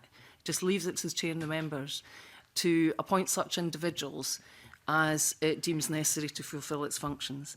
And you know, I'm conscious that the convener's looking at me, and I'm conscious of time. So all I will simply say is, it's another area that needs to be crystallised and clarified, because actually I would suggest that the key non-executive-executive relationship within this system is between the authority and the police. And it was always made very clear to me by government my role in terms of the personal role as well, in terms of the oversight relationship with the Chief Constable as chair. And then the question is, what support arrangements need to exist around that? And HMICS, again, recently has talked about a smaller support function, more of a secretariat model. Yet again, it's just something that there's a lack of clarity on. All I know is, for what it's worth, you know, I feel, you know, I did my best and, you know, got things wrong, got things right, but it did my best. And to be honest, part of me sitting here now, as I say, is because of my continuing concern and desire to see this thing strengthen and get better in the future, for the sake of our police service and for the sake of the public. So I hope that answers your question. Fine comment. If I can just ask one last question. I always like to ask about the Audit Committee. Do you feel that you got full support throughout all of this from your Audit Committee? The Audit Committee of the SPA? I think actually the Audit Committee of the SPA has worked very hard and through, to be fair, actually many iterations of the authority and probably hasn't always got the credit that it deserves. So, yes, is a short answer to that question. May I reinforce that as the person currently sitting in the chair? The Audit Committee is exceptionally strong. You might say that. It's extending its reach into all parts of the business in a very sort of creative way. So I'm very comforted by the strength of our Audit Committee. Okay, thank you. Anas Sarwar. Susan Deegan, you've probably followed this a lot more than you probably wanted to since you left. What's been your reaction to how you think people have responded, i.e. the government or the SPA or indeed Police Scotland, since your departure? Well, I think reactions to my departure are pretty incidental. But sorry, I mean more widely. So in terms of the issues, audit, yes, right. indeed.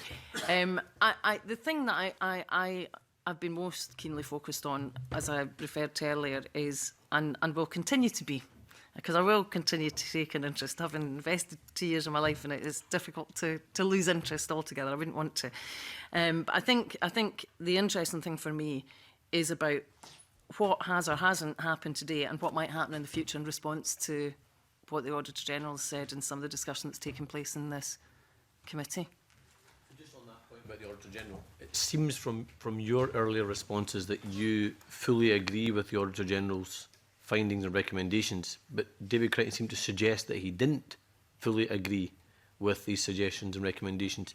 Can you both just clarify whether you think the Auditor General's report is spot on and whether you'll take forward all the recommendations? I said in my opening remarks that we were in full agreement and welcomed the Auditor General's report, and that we were already acting on the recommendations made. All the recommendations? All the recommendations will be followed through. Right. Absolutely. It was a very fair and constructive report and very useful to us to guide a lot of the activities we're now undertaking. And do you think that's happening, Susan Deegan? I think we've got to watch here about, I mean, a lot of this is about words, frankly, and nuance and precision, because I think there is a difference between what we're each saying, and to some extent that's inevitable, as I say, you know, the difference of being inside and outside the system. But there is a difference, I think, between what David has said today and other occasions, which is about, yes, we think the system can be made to work, and you know, we'll work together within the system in order to do that, and we'll put in place other frameworks and agreements and so on for that to be done. And the statement that there's time for a review of the system of governance and accountability. Now, obviously, reviews can come in many different shapes and forms. And I think what is critical is that it does look at the system as a whole. I think that's an area of agreement. You know, I'm glad that it feels as if the world has moved on from constantly saying, let's review the SPA in isolation, because that just doesn't make sense and it doesn't move things on. I think the test will be in what form that review takes. And I don't think it needs to be, I understand David's caution, but I don't think it needs to be as disruptive or obstructive or whatever, you know, to day-to-day worker development within the SPA. I mean, as maybe is feared or suggested, you know, we regularly, across all bits of the public service, conduct processes where we look at how services and systems are working, but they still carry on in the interim. But what you don't do is take big discussions about ways of working or, you know, incur, you know, substantial additional costs in building something that maybe, you know, isn't the right way to go forward. You said earlier on the system's not working and not doing what it needed to do, and that was one of the reasons why you left. Is that because you didn't think you could change it, or you don't think the system's willing to change? Because there's a culture issue here, isn't there? There was elements of both. I mean, you know, I was very clear that, you know, I'd done as much as I could do personally over what had been a pretty torturous and exhausted 2 years at times. And it was also clear to me that, you know, a disproportionate amount of time and energy was just spent on a lot of the sort of internal machinations within, forgive me, keep using the phrase, the system, but within that family of organisations, and a constant churn of discussion and focus on internal issues. So there was that element, and in addition, it just, as I said in my resignation letter to the Cabinet Secretary, it just had become increasingly clear to me over the months and over those 2 years that actually there were fundamental flaws in this system. I felt I'd give it my best shot, along with many others, you know, to try and take corrective action. In some places we were able to do that. But as you've seen through the lens of this committee, you know, it's like you push the treacle so far up the hill and then it kind of slides back again. And it's a different issue, a different problem. This, you know, this is an arrangement that has not yet stabilised and shown that it's robust and rigorous for the future. So it was that mix of things. I don't tend to speak in just sort of blacks and whites. I don't think that's right. I wouldn't say everything's wrong or everything's right. But, well, I think I've elaborated today. I don't want to incur the wrath of the chair, so I won't go on too long. But one of the bits is missed is the fact that there was significant ministerial change whilst over the course of your period. Did that impact at all? I think, you know, ministers like SPA chairs, I guess, you know, all have different ways of carrying out the role. And I think there is something for the future as well, that, you know, if you build a really strong and robust governance system for policing, then it should be able to withstand, if you like, shifts in government, whether that be political control or indeed shifts in individual ministers. And I think actually it speaks to the maturity of the system that at the moment, you know, it kind of gets buffeted around. I worked for 6 months, 7 months, I think, with the previous Cabinet Secretary, and then obviously the remainder of the time with the current Cabinet Secretary. They were very different. The previous Cabinet Secretary, I think, had a lot of lived experience, shall we say, in terms of some of the big challenges and issues in policing, and I think had developed quite a depth of understanding and interest in some of these deeper issues of systems and governance and accountability than was or is the case with his successor. And I think that I found challenging, to be honest, because I think these issues of how that whole operation works are important. So yes, it was different. Yeah. Very briefly, David Crichton, you wanted to add something. Yeah. What I'd like to add is that unless and until there's a change in statute, Unless what, sorry? unless and until there's a change in the statutory position of the police authority, there is a job to be done. And we talk about processes, we talk about reviews, and that review will take a timescale and a form that, you know, is determined not by the authority itself. You think there should be a change in the statute? No, I don't actually. Right, But okay. unless and until that changed, there is a job to be done. Of course. By the authority members, a job with statutory responsibilities. And what I would strongly argue for is that must not be frozen until some review is undertaken. We need as a board to continue fulfilling our responsibilities by statute, to continue supporting, maintaining and scrutinising the police service. I think that's taken as read, but thank you. And Sarwar, do you have further? Just one final question. Final question. Yep, which is around the system, the culture more widely, and perhaps not just with policing, but across government. Isn't there a culture? And this might be an easier question for Susan Deacon to answer, having vacated the chair, rather than for David Crichton to answer, is where the system protects. The culture is to shut down and manage away problems rather than take challenges head on. Isn't there a cultural issue here that goes beyond just policing, but is obviously what we're talking about policing today, quite specific? It's probably easier to say for you to answer that one, Susan, than Mr. Crichton. Well, it's often said that you can't ask people to describe their organisational culture because it's like asking a fish to describe water. They don't see it because they're swimming around in it. And I think, you know, we're in a bit of that terrain here. I personally think, and I may say this is long-standing, long-held view of mine expressed over the last 20 years in many forums, including the predecessor committee to this one, that there is a tendency within government and the wider public sector to over-rely on process solutions and to try to keep things kind of quiet and on an even keel when in fact there are deep systemic issues to be addressed. I think that there is also an issue about how you have proportionate and effective scrutiny and involvement in things that just doesn't descend into a blame game. And that's partly about our political culture as well, may I say. So I think there are enormous cultural issues right through things. Again, I'm back to one of my favourite sources, Ailish Angelini's report, also talked about policing culture and talked about, now that it's Police Scotland's a young but now established national organisation with a stable leadership team, this is a good opportunity to reflect on the culture of the new service, address any long-standing issues and consider how everyone in the organisation can help to change that culture for the better.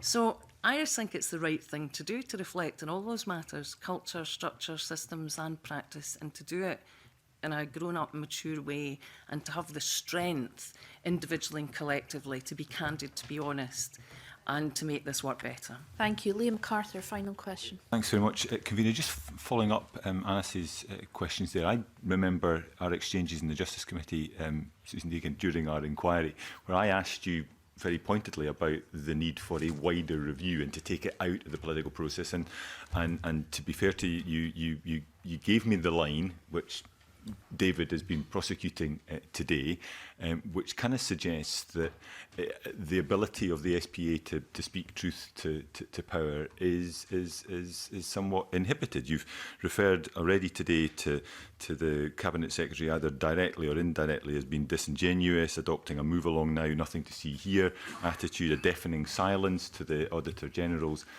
concerns.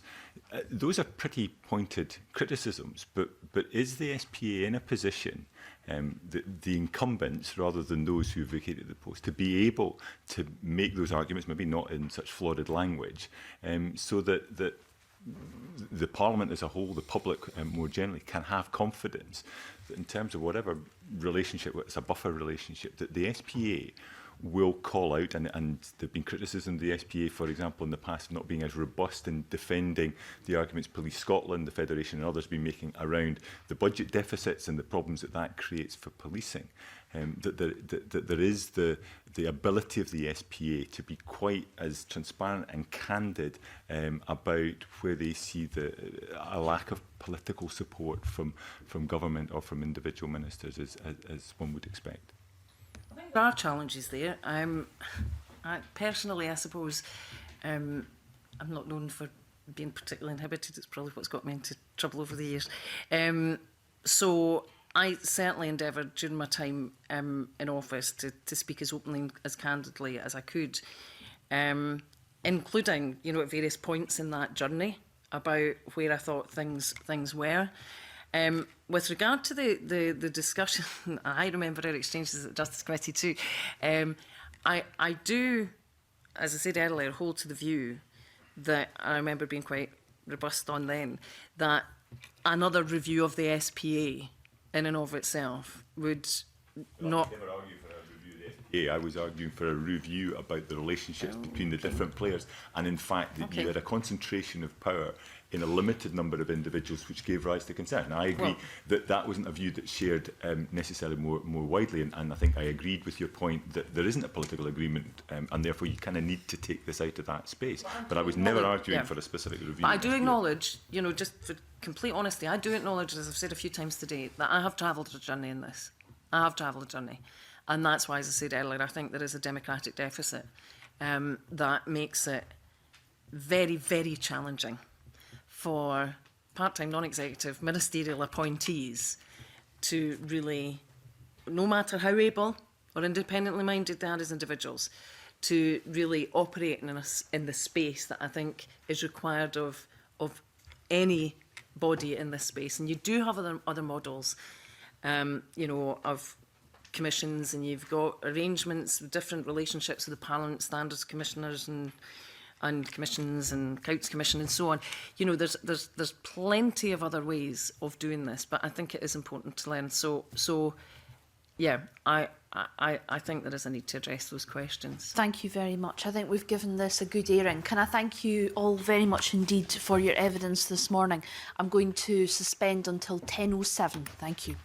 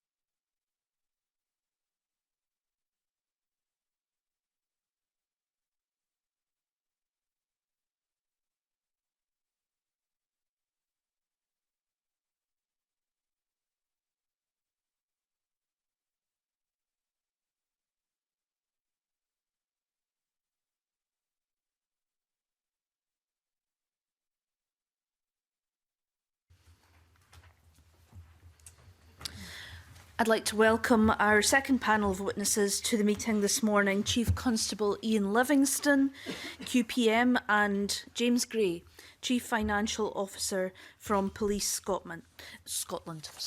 We have no opening statement, so I'm going to move straight to questioning and ask Sarwar. Thank you, Convener. Good morning. Chief Constable, we just heard in the previous discussion, but also on regular discussions at this committee around the challenges around workforce planning. It's obviously heavily delayed with Police Scotland. I understand there's some advice now from previous NHS consultants around workforce planning. Can you set out where we are just now with workforce planning, what some of the issues are, and when you think we will have a comprehensive workforce plan for Police Scotland? Yeah, no, thank you for that. A couple of kind of observations and responses. The first one is probably by way of clarification. It's not an independent consultant. It's not the NHS who we're working with. It's actually somebody who previously had worked with the health service, somebody who previously had worked abroad in regard to workforce planning and had a very, very strong CV. So they actually work, they're actually within Police Scotland. I think Mr Beattie's question was asking, well, where's the, and the conveners indeed, where's the advice come from? A Scotland employee? It's somebody who has previously worked with the NHS, but they're not an independent consultant. They're actually somebody who now works for Police Scotland. They're part of our team, just by way of clarity. I think in terms of workforce planning, I think in the evidence that the Auditor General herself gave, there was a recognition that in the early years of Police Scotland, that there was almost a de facto workforce plan, and that was you can't go beneath 17,234 officers. And as a result, when you had to maintain that and reduce spend, there was a disproportionate impact on support staff, and that was certainly the experience in the early years. There wasn't a coherent approach to change, and there was a whole series of things that we as a service needed to put in place, and the Auditor General has remarked upon that over a number of years. So we've responded to that. There was no overall plan to identify the need round about ICT. We knew the failure of I6, so we built a digital data and ICT strategy. It's based on common sense, tried and tested, modular based, and we think is beginning to deliver. Custody, road traffic collisions, hopefully next year crime systems, a whole coherent system that policing has needed for a long, long time. We didn't have an estate strategy, we now have one. We didn't have a fleet strategy, we didn't have one. We didn't have a strategy. Sorry, Chief Counsel. No, and again, the reason I'm making these observations are that there was a lack of any level of framework to support the development and growth and transformation of the organisation.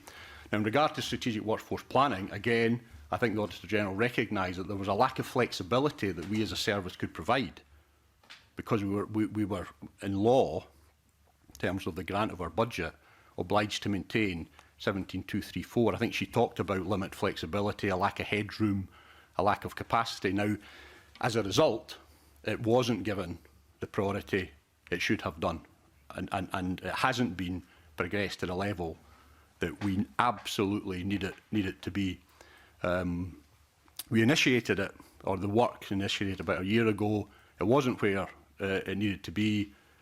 We needed to recruit some assistance in, which we've done, and it now is an absolute level of priority. But I don't in any way. When do you think we'll have a comprehensive workforce plan? I am looking to see the first cut of that towards the end of this year, about sort of October, November. Because workforce planning is not just a challenge that's unique to Police Scotland, it's right across the board.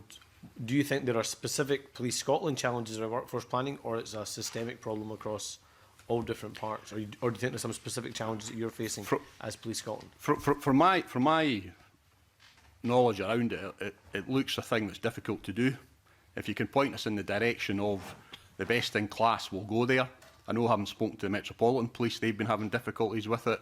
I think at times the health service has issues with it, but in some ways, and this is just my observation, they're maybe the best of a bad bunch in terms of the public sector. So it is challenging. I think there's a recognition in policing that trying to properly identify our demand, properly quantify it, things such as COP26, the need for police officers on the street doing public order, doing public security duties, actually balanced against the fact that we want a more agile service that has specialist skills around cyber, has specialist skills around financial investigation and other elements, there's a push there and a challenge. So in the short term, I think there is a focus on officer numbers, but at the same time, we do need to have a plan that for the future means we've got a workforce that has the skills, the capacity and the profile to meet the challenges going forward, whether they're a police officer or a member of police staff. So when you say that there's problems, are you meaning there's problems in terms of the people with the right expertise to workforce plan, or a problem in terms of having sufficient number of people to adequately workforce plan? I think as a service, and again, that's been the experience of Police Scotland in the early years, we didn't always have the capability and the capacity to address certain issues. So we heard earlier about, again, from Audit Scotland and others, about our finance capability. We now have a competent CFO and a team that can deliver on it. We didn't have an estates team that could properly identify how to use our estates, how to maximise it, how to share it. We've now got that. So strategic workforce planning has definitely been lagging behind. The significance of it isn't lost on me. But again, I would make that observation that in the early years, as the Auditor General noted, there was limited flexibility because of the 17234 do we now have parameters. Do we now have the appropriate expertise in workforce planning in Police Scotland? Yes, we have people. We have recruited people in, and more than that, because at the end of the day, it's not, if you like, subject matters experts on strategic workforce planning. It's the people who deliver the service, local commanders, local areas, directors, people in charge of their departments and their divisions, who know what their needs are, who know what their demands are. So they've been heavily involved, they've been trained, they've been engaged, they've got ownership of that, and then clearly we will then bring it together and we will produce a composite plan. But it has been challenging. It's not where where I would like it to be. I've publicly recognised that to authority, and it is a priority for me as Chief Constable now to produce that. And in terms of hard numbers, where do you think we need? How many people do you think we need to find with the appropriate expertise in all different parts of policing in Scotland? Say in the next 5 years, 10 years. Well, in terms of numbers, I don't mean specifically police numbers. I mean as a collective in terms of all different arms and parts of the organisation that is Police Scotland. How many people do you think we need to find? Well, that again is something that we've never done as a service. We've never done if you like, a zero build from what is the demand against what we need. You know, we've started with, in many ways, with what we inherited. The nature of the demand on policing, it changes all the time. We do it, I do it, all of us do it. We talk about the front line, but actually, what do we mean about the front line? We talk about policing, and primarily we tend to focus on the public space. Bobby's on the beat, keeping the streets safe. Actually, people, a lot of harm, a lot of vulnerability, not only comes in the public space, comes in the private space. Of course. The sanctity of the house and the home. We need to be there for domestic violence, for child protection, and increasingly in the third domain of policing, in the virtual space. And we have been slow in developing our capability and capacity in that area because it is moving so quickly. So in terms of absolute numbers, is your workforce plan looking at those? Absolutely. So you would expect the workforce plan to have some comprehensive numbers in terms of the number of people we need, the kind of skills we need, where we need to train them, how we need to recruit them, where we need to recruit them from, the role of secondary education, tertiary education, further and higher education, migration, etc. Workforce plan will look at all of these issues? I would hope that it would give us indicative figures about the demand 2, 5, 10 years ahead, and that's what we're seeking to do. And again, like all elements of strategic planning, is then as circumstances change, as events arise, as additional demand comes upon the service, that needs to be adjusted. But we haven't had that base. I recognise it, but it is absolute priority for us going forward, and really grateful for as much assistance and advice that we can take on it. Supplementary on this point, Liam Kerr. Thank you, Convener. Just on the numbers, Chief Constable, if I may, in evidence to this committee on the 9th of January, Audit Scotland estimated that an additional funding of 40 to 50 million was required to avoid I'm struggling with the correct term, but losing 750 officers from the numbers that Mr. Sauer has been looking at. Now, yesterday's draft budget suggested that you would be getting £60 million, but of course that conflates the resource and capital budgets. And when we look at it in real terms, I think it means that the increase is 29 million on resource and 4 million on capital. So that's less than 40 to 50 million. So bluntly, can you preserve the numbers? The budget figures that were announced yesterday will still leave a deficit, an operating deficit within the police budget going forward for 2021. I think it's in the region on revenue terms of about £36 million. In terms of capital, I think we had projected, in terms of taking forward some of the key changes around about digital data strategy and other key elements to invest in our fleet, to invest in our estates. Our ask, our requirement, our assessment for next year was round about 74, 75 million, and I think our capital is now at 50.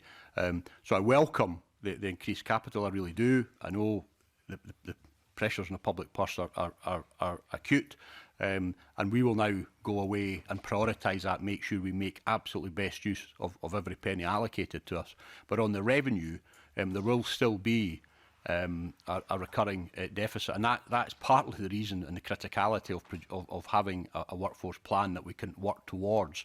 But in the interim, in discussion with the authority and with officials in Scottish Government, because of the absolute acute pressures of this year, Euro 2020, COP26 towards the end of this year, is that any decision to step back from the number of police officers we have at the moment, I was very strong around. I think would have been imprudent, to say the least, and was not the right time to do that. So there is a guarantee from the Scottish Government that they will underwrite that projected deficit, if you like, and thereafter, once we hopefully get over this unprecedented period of demand, we still truly don't know the consequences of the exit from the European Union. As an organisation, we can start to reshape it. We can start, if necessary and if appropriate, reduce the number of police officers so we've got the right mix, and through that, achieve the financial sustainability that we all seek. Alex Neil. Can I just ask a supplementary on that, Chief Constable?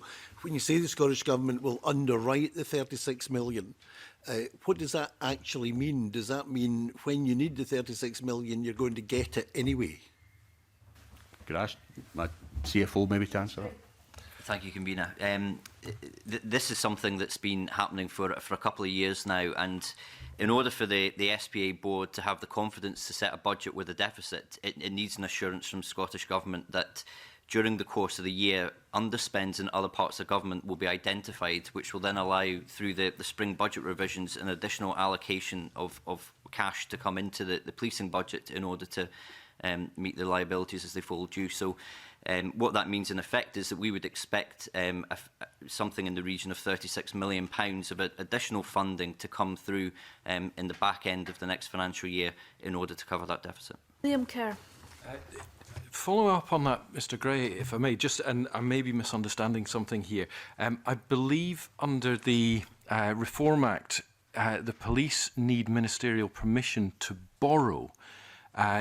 Is that the same thing as you've just talked about, Alex Neil? Have you effectively been given that permission to borrow if you need it? So there's two things here. One is borrowing for capital investment, and that is something that, whilst it is in the statute, is something that we've been advised that we're not actually able to do, because that's something we've explored as a principle. Because if the Police Scotland, the Police Authority, had the ability to borrow, that would mean where there's spend to save initiatives, you could actually borrow to invest in the capital and then repay the borrowing through the savings on the revenue, and that is something that under legacy arrangements was able to be undertaken, which is why there is debt. There is debt on the balance sheet still of old loans that were paid off by the previous legacy forces.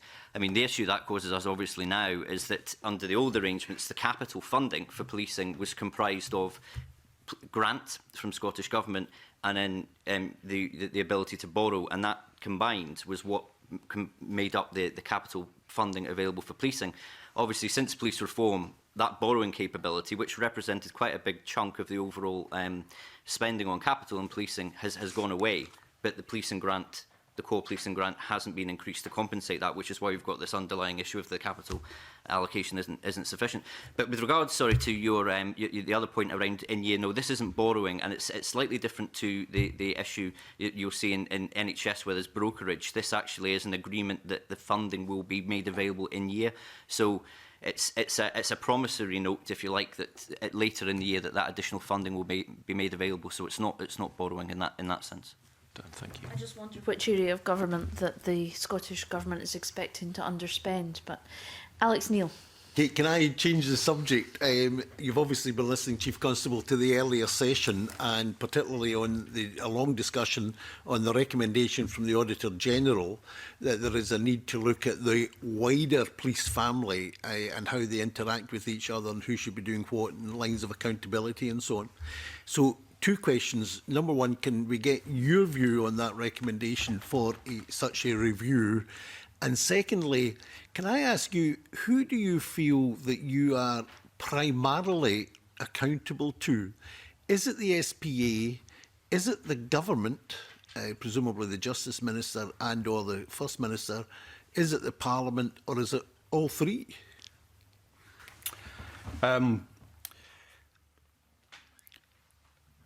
I genuinely feel I'm primarily accountable to the people of Scotland. The Office of Chief Constable is independent and must act in an operationally independent manner, because that is one of the constitutional principles of the rule of law. But that independence, particularly as the only Chief Constable for the country, with that operational independence must come high levels of accountability to the people of Scotland. And that has to be through democratic means and democratic mechanisms. I certainly don't feel a lack of accountability. Organisationally and personally, I certainly don't feel a lack of scrutiny. It's constant, it's daily. And my accountability is multi-layered. And at times there are elements of duplication, but in some ways better that than omission. I'm highly accountable to the Lord Advocate in law for the independent investigation of crime. I will take direction from the Lord Advocate at common law and in statute if required. I'm accountable through the mechanisms of the 2012 Act, through the Scottish Police Authority. I think I am accountable to the Scottish Parliament. The parliamentary committee system has been a major focus of my career since becoming a deputy in 2012. But I'm also accountable to bodies beyond the Parliament or beyond the authority. There's the Investigatory Powers Commission, judicially led, that inspects all elements of covert policing. So when somebody says to me, asks me a question about undercover policing or surveillance, well, actually, that's already been subject to extremely rigorous, intrusive, judicially led inspection and review. And again, I account to the Investigative Powers Commission in that regard. There's a Police Investigation Review Commissioner, often acting under the direction of the Crown, an additional layer around that. There's Audit Scotland itself. So when Audit Scotland does make a recommendation about an estate strategy, a digital data ICT strategy, workforce planning, we absolutely act on that, because I know that we're duty bound to do that. We're accountable at a local level through local scrutiny panels, rightly, in terms of locally elected members and local communities, and we're highly accountable through the media and highly accountable through the sort of broader body politic. I'm accountable at times to committees of the House of Commons. I've given evidence at committees there on reserve matters. So I feel highly accountable to numerous bodies and groups. My primary level of accountability, I think, is through the Scottish Police Authority. But I personally don't feel that's an exclusive level of accountability. So a lot of questions arise from that. Let me start, because we were talking about the budget earlier. Now, you obviously look at presumably your budget and then decide how much you need to ask for say, next year. And I think you said in an earlier answer you discussed that with both the Scottish Police Authority and government ministers. Where is the added value in that of the Scottish Police Authority? Would it be a lot easier for you just to have this straight discussion with government ministers? Because at the end of the day, it's their decision, really, isn't it? There's a question around, if I'm interpreting this question rightly, Mr. Neal, or correct me, but in terms of the role of the accountable officer, vesting in the Scottish Police Authority, at times that can feel artificial. I am responsible for the operational decisions and the deployment of officers and staff, and therefore that means I'm responsible for most of the spend through my team, advised locally, etc., people who know the detail of their specific areas. And I don't see that as I would see that level of accountability being enhanced almost if, as Chief Constable, that the formal role of accountable officer also vested in the office of Chief Constable. It's what happens elsewhere. My colleagues in England and Wales, my close colleagues, Sir George Hamilton, Simon Byrne, now the Chief Constables in the Police Service in Northern Ireland, they are the accountable officer in terms of the spend around money. They still have an independent policing board or a policing authority to account for, to make sure they're acting legitimately, to make sure that public interest is being represented, to make sure that they're working towards a strategic plan set by their board or their authority. But in terms of the spending the money, it does sometimes feel a little bit anomalous that I'm de facto accountable and responsible, but in accounting terms it sits elsewhere. To be clear, because obviously the accountable officer is a kind of almost legal situation for all departments. So you think it would be more sensible for you to be the accountable officer rather than the chief executive of the SPA? I think it would represent almost the reality more. Yeah. I don't see that as being I actually don't see that as being an increase, if you like, in any power of the Chief Constable. I actually see it as being a more... Recognise the reality. And a more legitimate definition of accountability. Right. That actually, retaining an additional number of police officers, well, the financial consequences of that then would vest in me. Yeah. Now, that was a decision, a distinction that was made again when the Act was going through the parliamentary process, and because the Scottish Police Authority is distinct in some ways from other bodies in other parts of United Kingdom and Ireland, because they actually provide services, they also have forensic services to provide.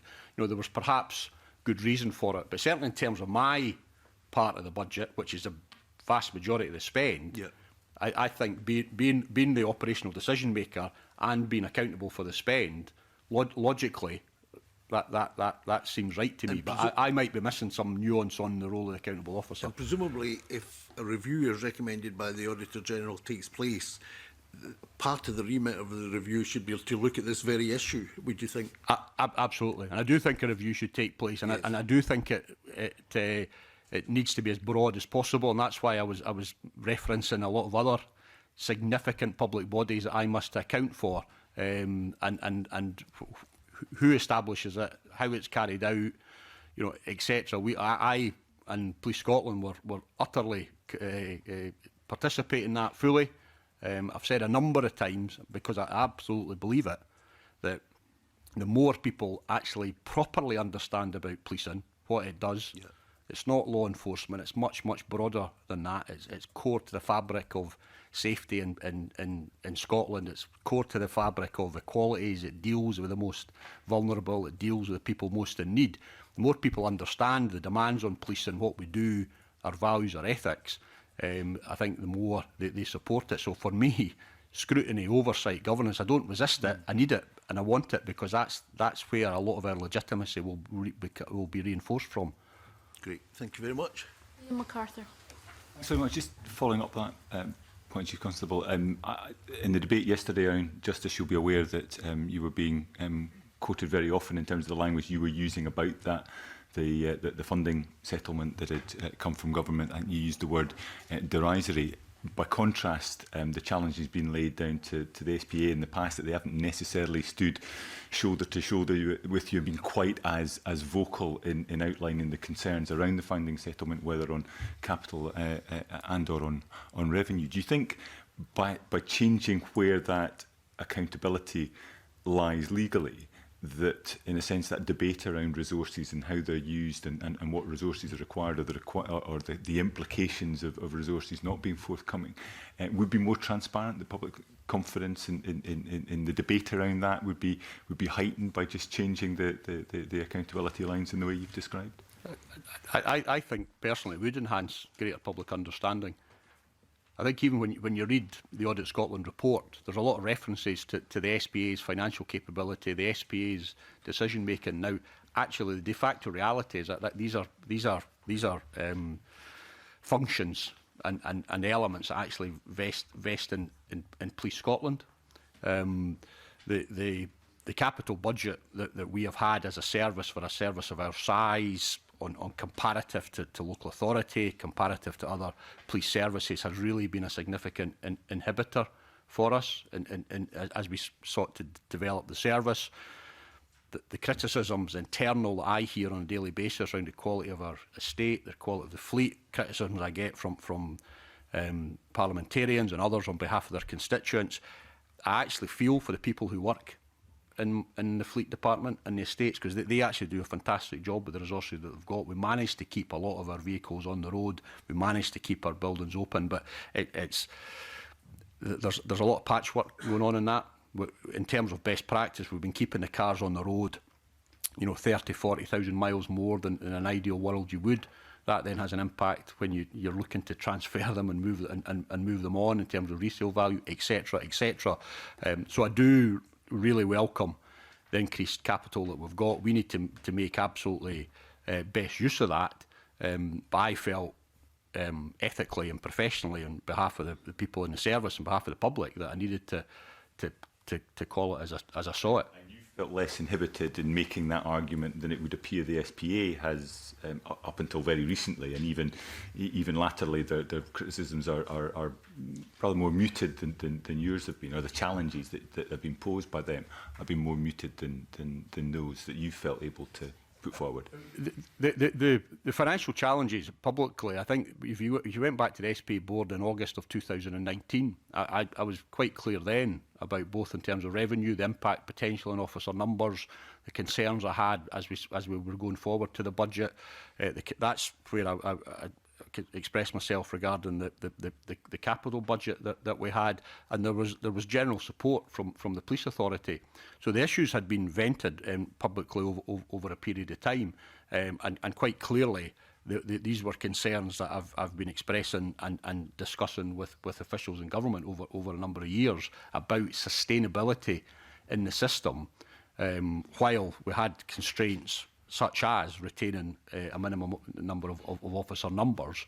And it's quite clear they're all connected. So to allow our officers to be more efficient and more effective, we need to make sure they're properly enabled with the proper IT and things like mobile devices, things like a better use of how we manage our calls through our contact centres will all provide that and are starting to provide that. So efficiency of sustainability around about revenue is clearly closely linked to the amount of capital investment available to us. Well, how often do you speak to the Cabinet Secretary for Justice? I would speak to him, on average, I would say maybe once every couple of weeks. Okay, and his officials? I would speak to them, I would say, probably weekly. Okay. You heard in our previous panel about the SPA really being designed, I think, in the Act as a buffer between yourselves, Police Scotland, and government. Do you think it works? It absolutely works in terms of operational independence. So again, I'm absolutely quite clear. I was a Deputy Chief Constable in 2012 before Police Scotland came into being. So I've been through some pretty challenging years as the organisation grew, as mistakes were made as a service. We didn't get everything right. The level of focus and scrutiny was acute, and at times rightly so. But in my period throughout that, so that's 8 years past, 7 years past, at no time has there been any level of interference in my operational decision making, and I think that's critical to underline that. The discussions I have had have almost exclusively been around sustainability and finance, or the need at times for ministers to be made aware of some emerging threat or vulnerability, either in the terrorist arena or some other significant event. If you think it works, then why do you agree with the Auditor General's suggestion for a review? I don't think it works as well as it potentially could. I think I was once asked at another committee about, is the Act fit for purpose? And I'll paraphrase, because in case the record doesn't actually reflect now what I'm going to say now. But I think as part of it, I said, well, we don't really know, because we've never really implemented the system as designed. And that's partly been because of the amount of transition and churn that we've had. So the role of the Chief Executive in the Scottish Police Authority as the sort of administrator within that function, I think is critical. And there hasn't been stability in that role. I do think Lynn Brown, even in the short time she's been in post, has added great value to that. But the experience hasn't really been, the very fact we're sitting here having this discussion round about governance and accountability of policing, I think shows that as a collective, and Police Scotland are part of that, everybody's part of that, it isn't clear, and it isn't fully understood. So I do think it'd be worth pausing and having a review. But you think it's more down to the instability of the churn of personnel in the SPA rather than a flaw in the Act and the way it's organised? I don't know the answer to that. My observation is simply it hasn't helped the fact that we've had this level of churn and turn and at times quite significant clashes of perspective and outlook.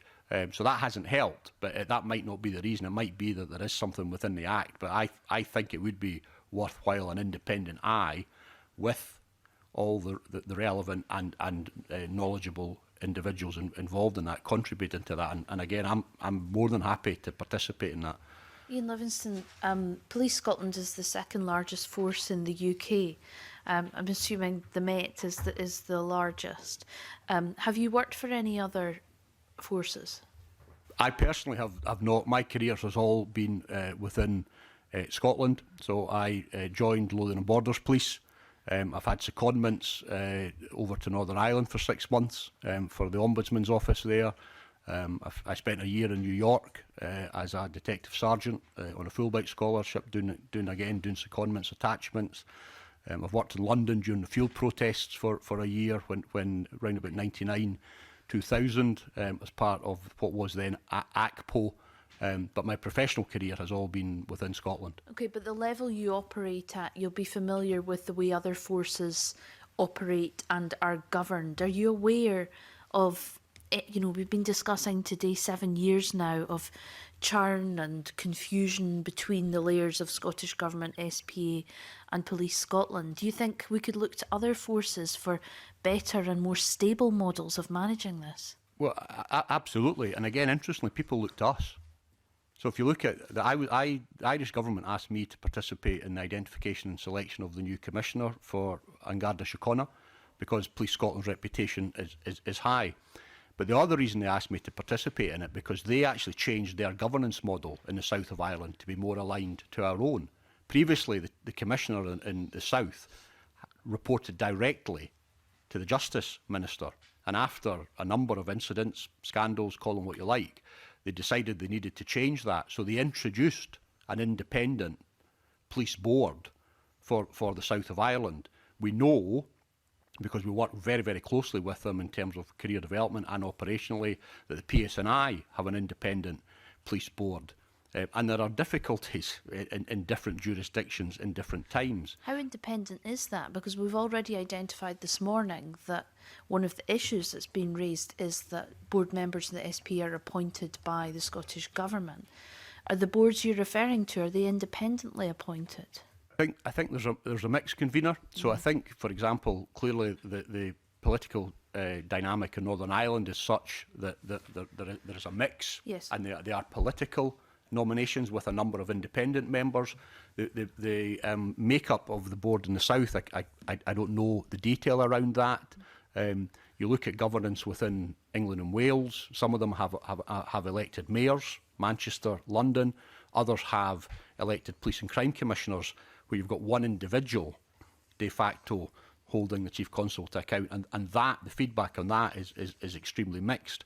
So my observation, and in no way being an expert on police governance, is simply that there are other models that we should look at, but that simply saying there's an optimal model somewhere, I don't think you could necessarily point to. I do think it's a difficult issue.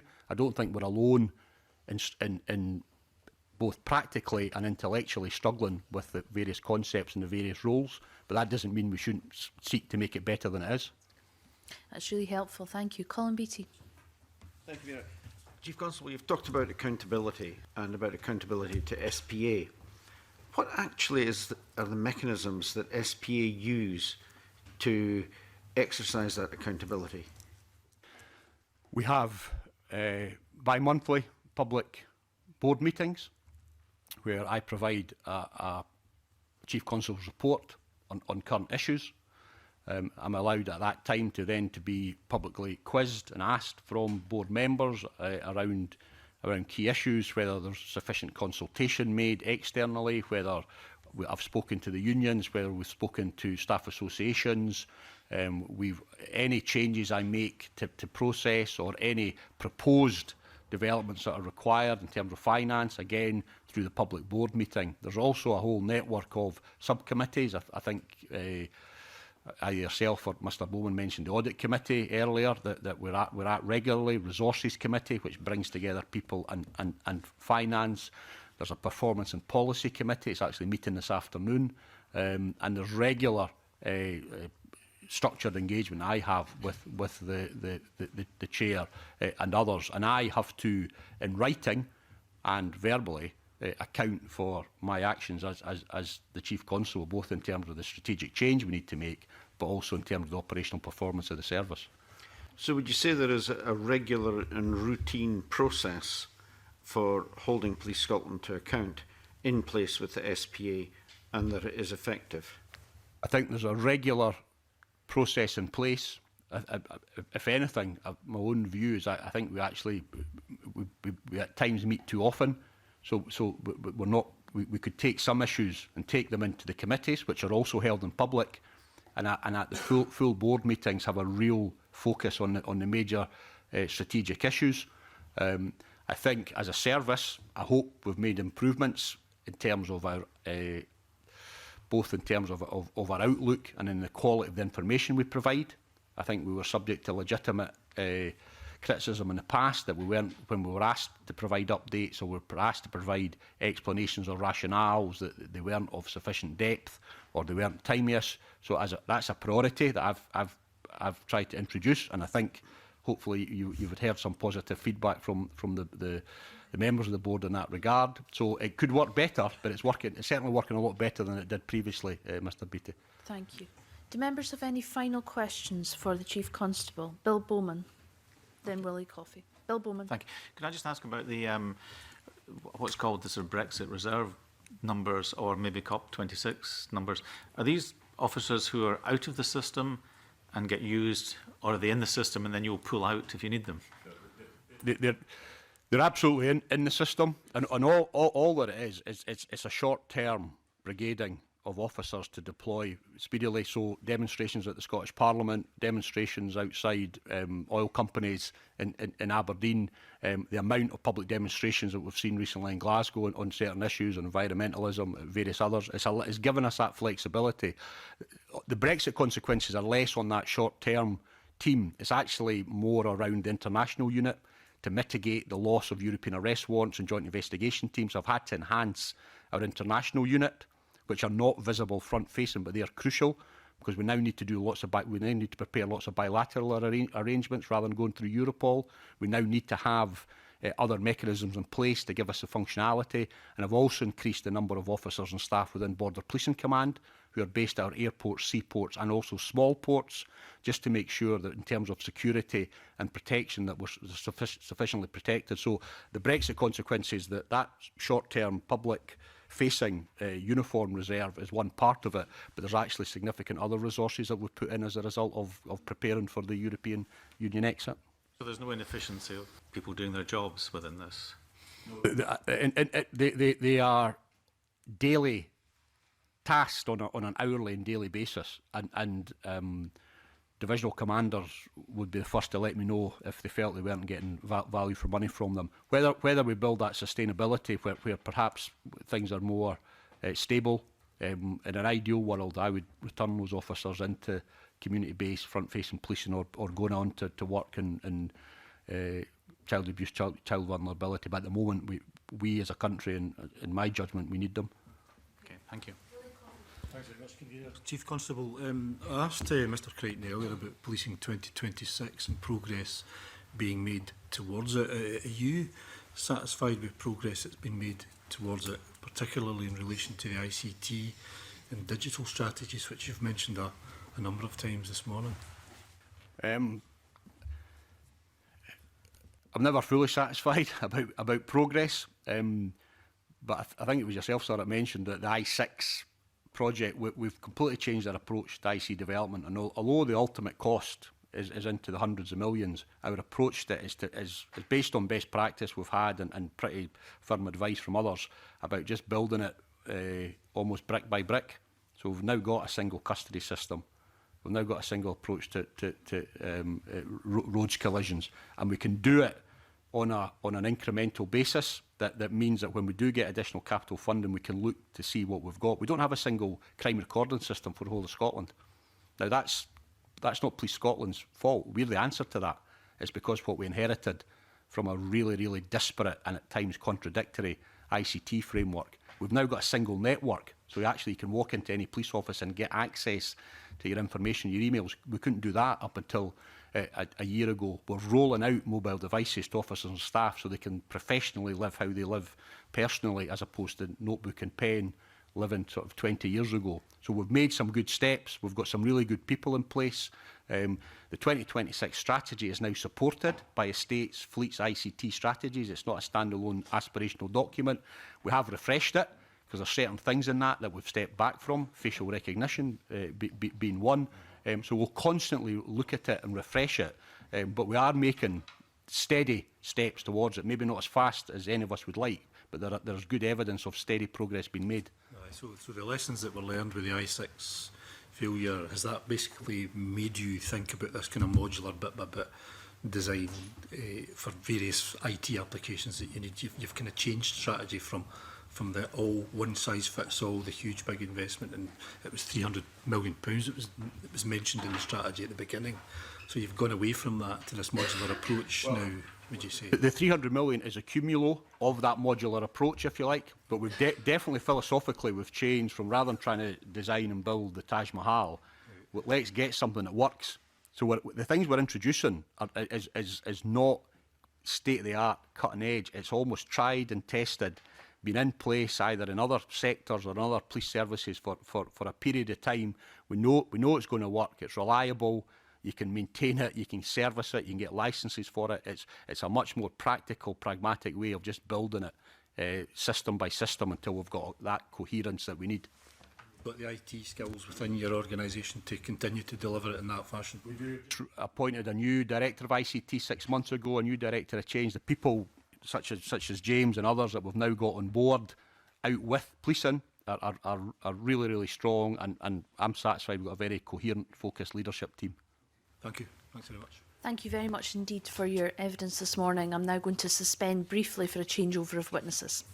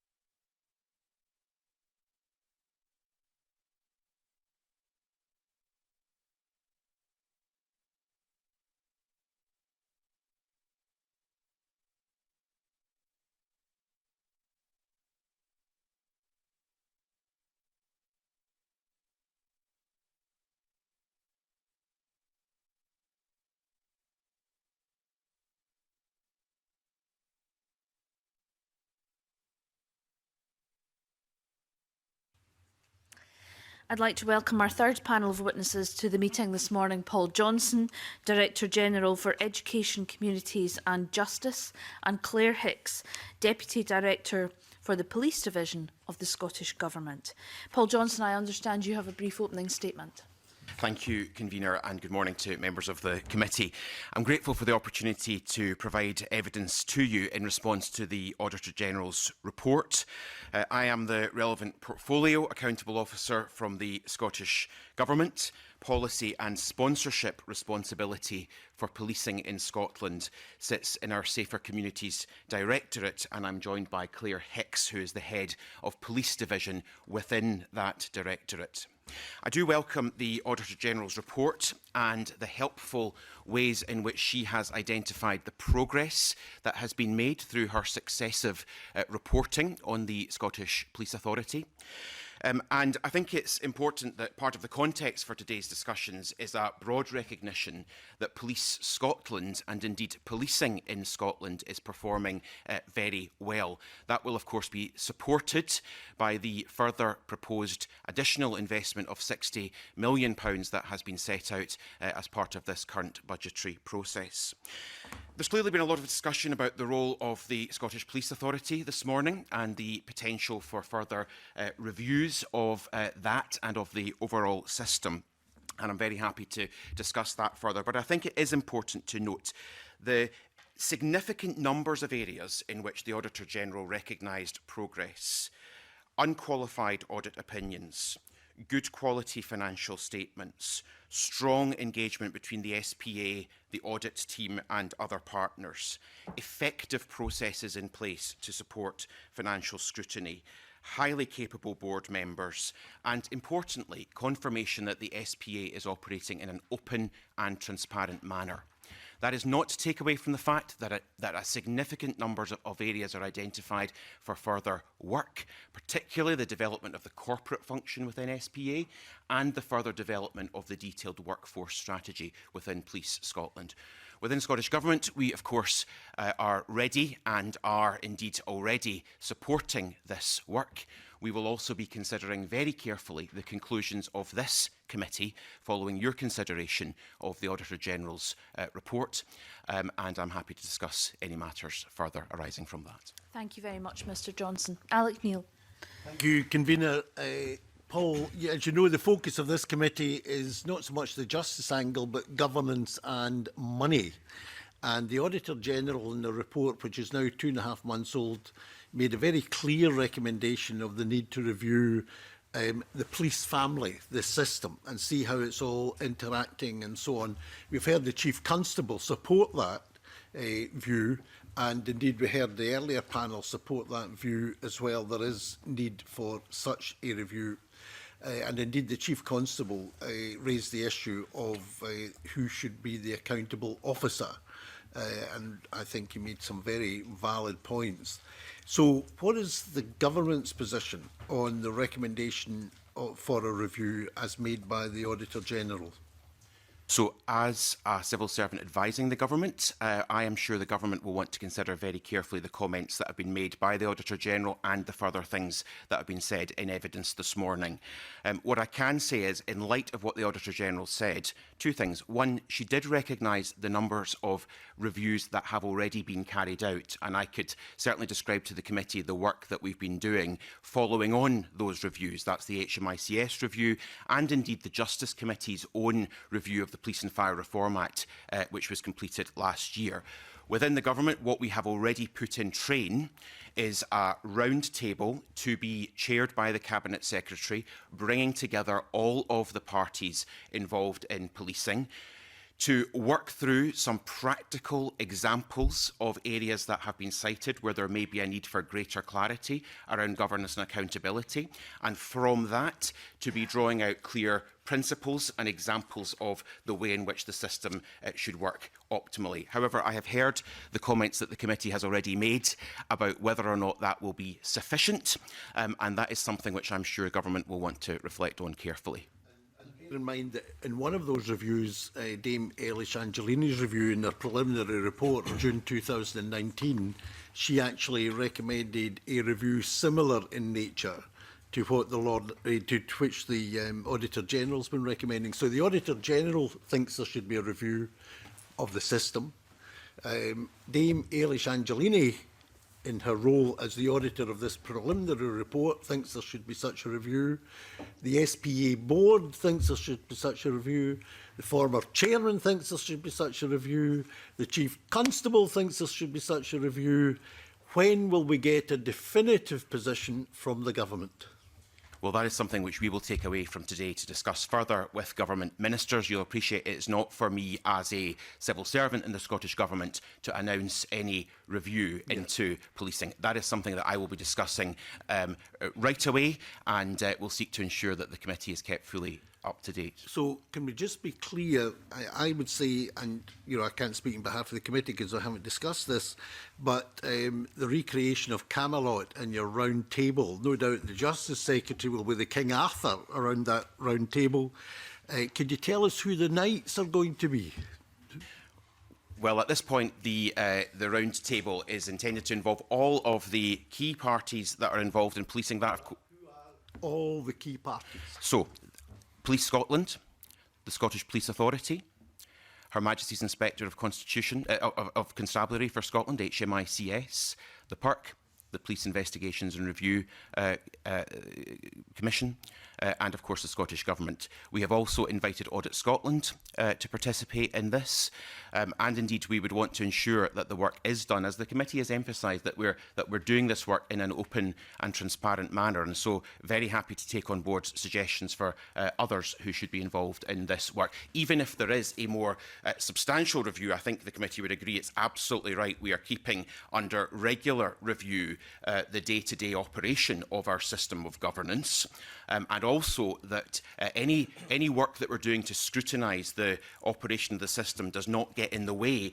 of the important progress that we need to make on a week-to-week, month-to-month basis. And I'm absolutely determined from a Scottish Government position that we must keep our eye on the commitments that we've already made in terms of things like the strengthening of the corporate function in the Scottish Police Authority and the work to deliver the detailed workforce planning within Police Scotland. Is this the first time the family has got round the table?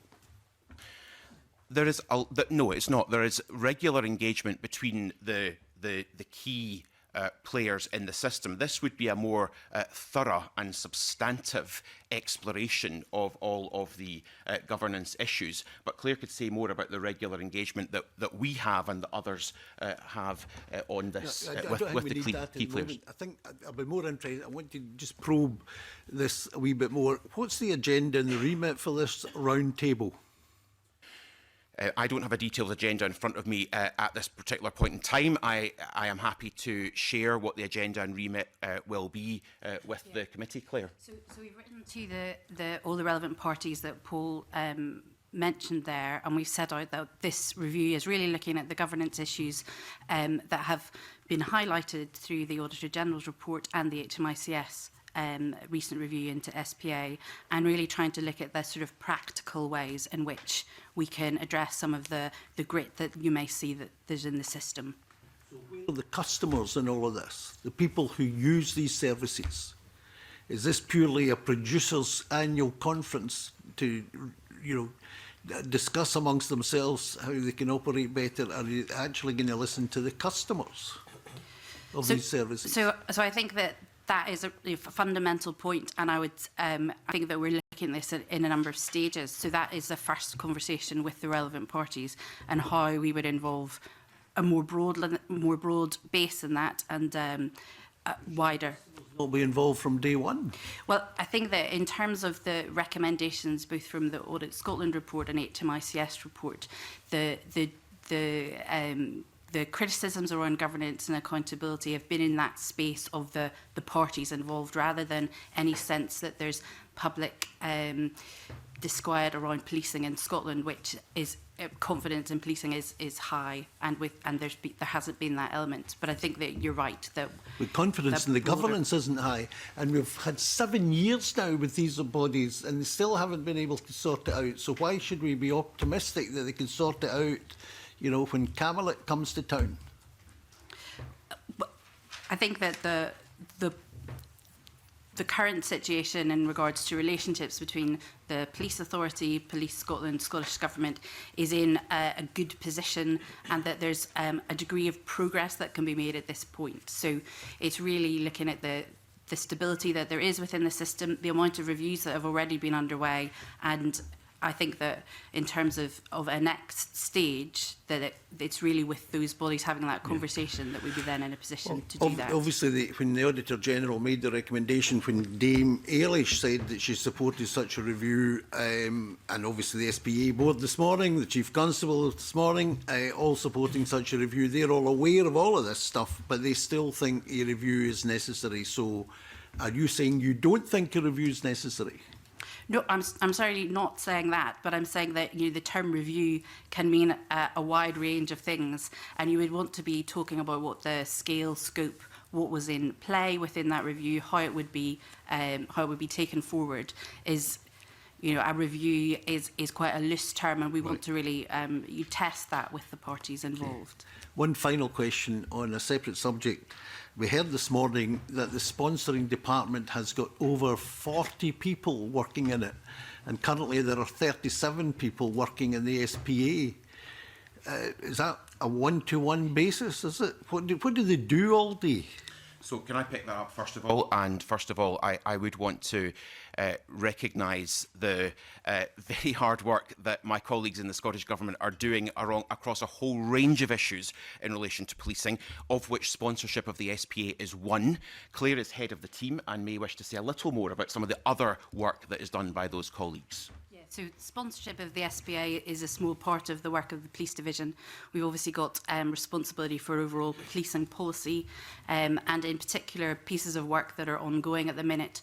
The Scottish Commissioner's Bill on biometrics, which is going through Parliament, setting up of the Sheikh Ubai public inquiry, ongoing work about the criminal responsibility, the Age of Criminal Responsibility Act and police powers in relation to that, and EU exit, liaising directly with colleagues in the Home Office, etc. So obviously the information this morning must have been inaccurate. So how many of those people working in that department? I mean, I take it the complement of the department is roughly over 40 people. It's 39. 39, yes. so it's under.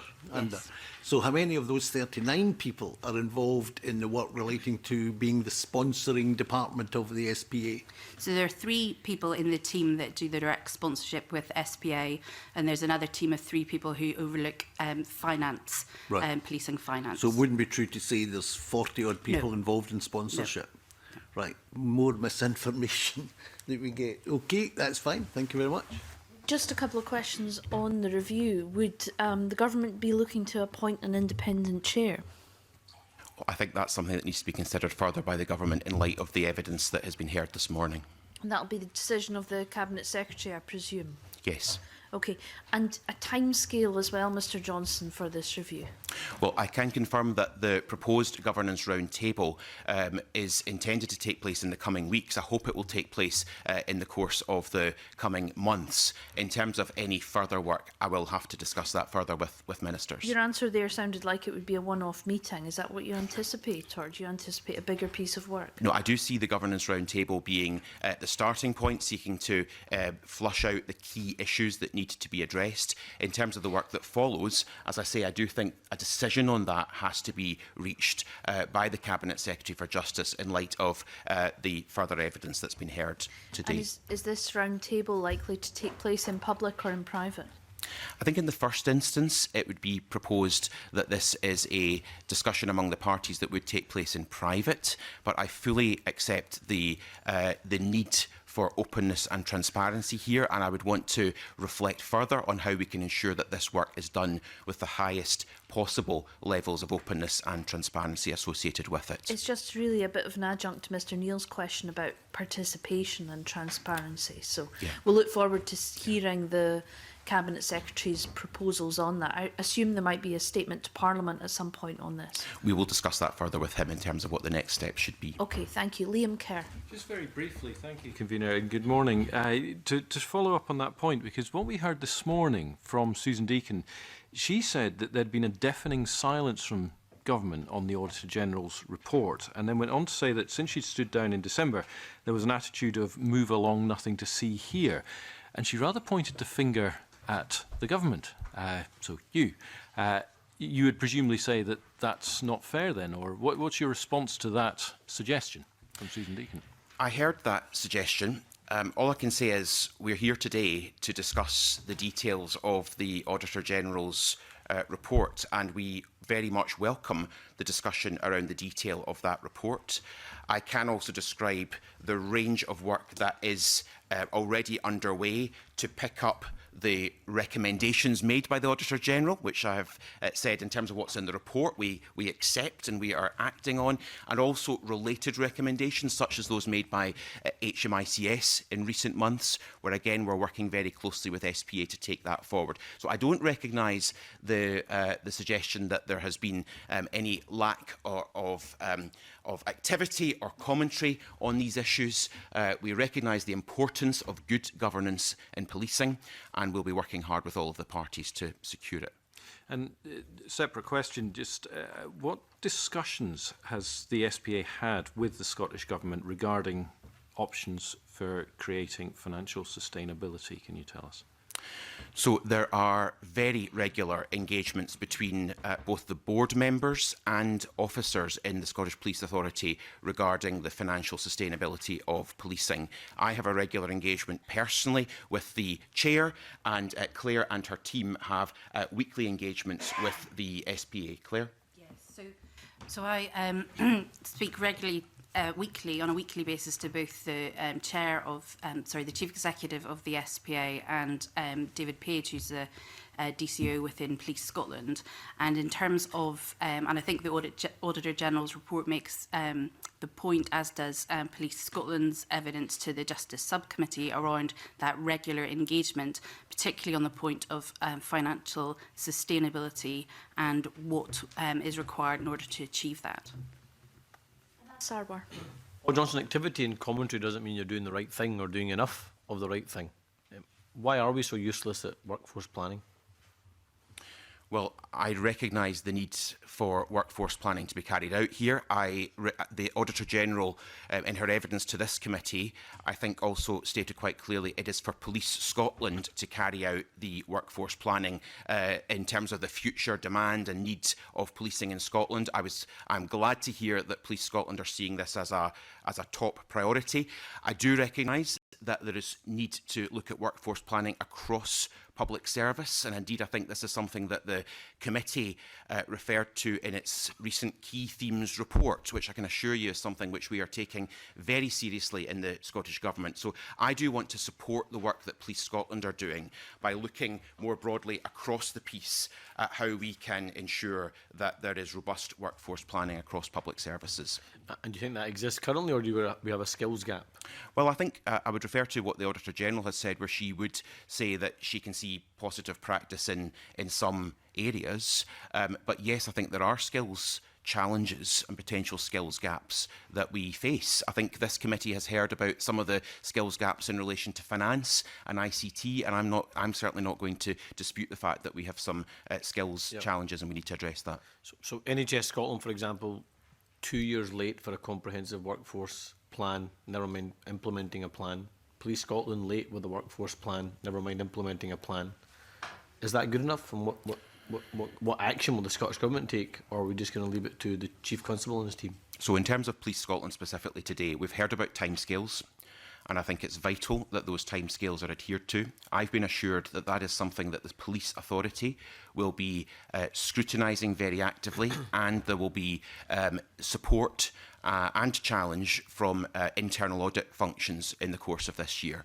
So I think we're giving real priority to it. I'm pleased that the police are giving real priority to it. It is an essential part of the work that needs to be done in order to be clear about future need, demand and the make-up of the Police Service of Scotland.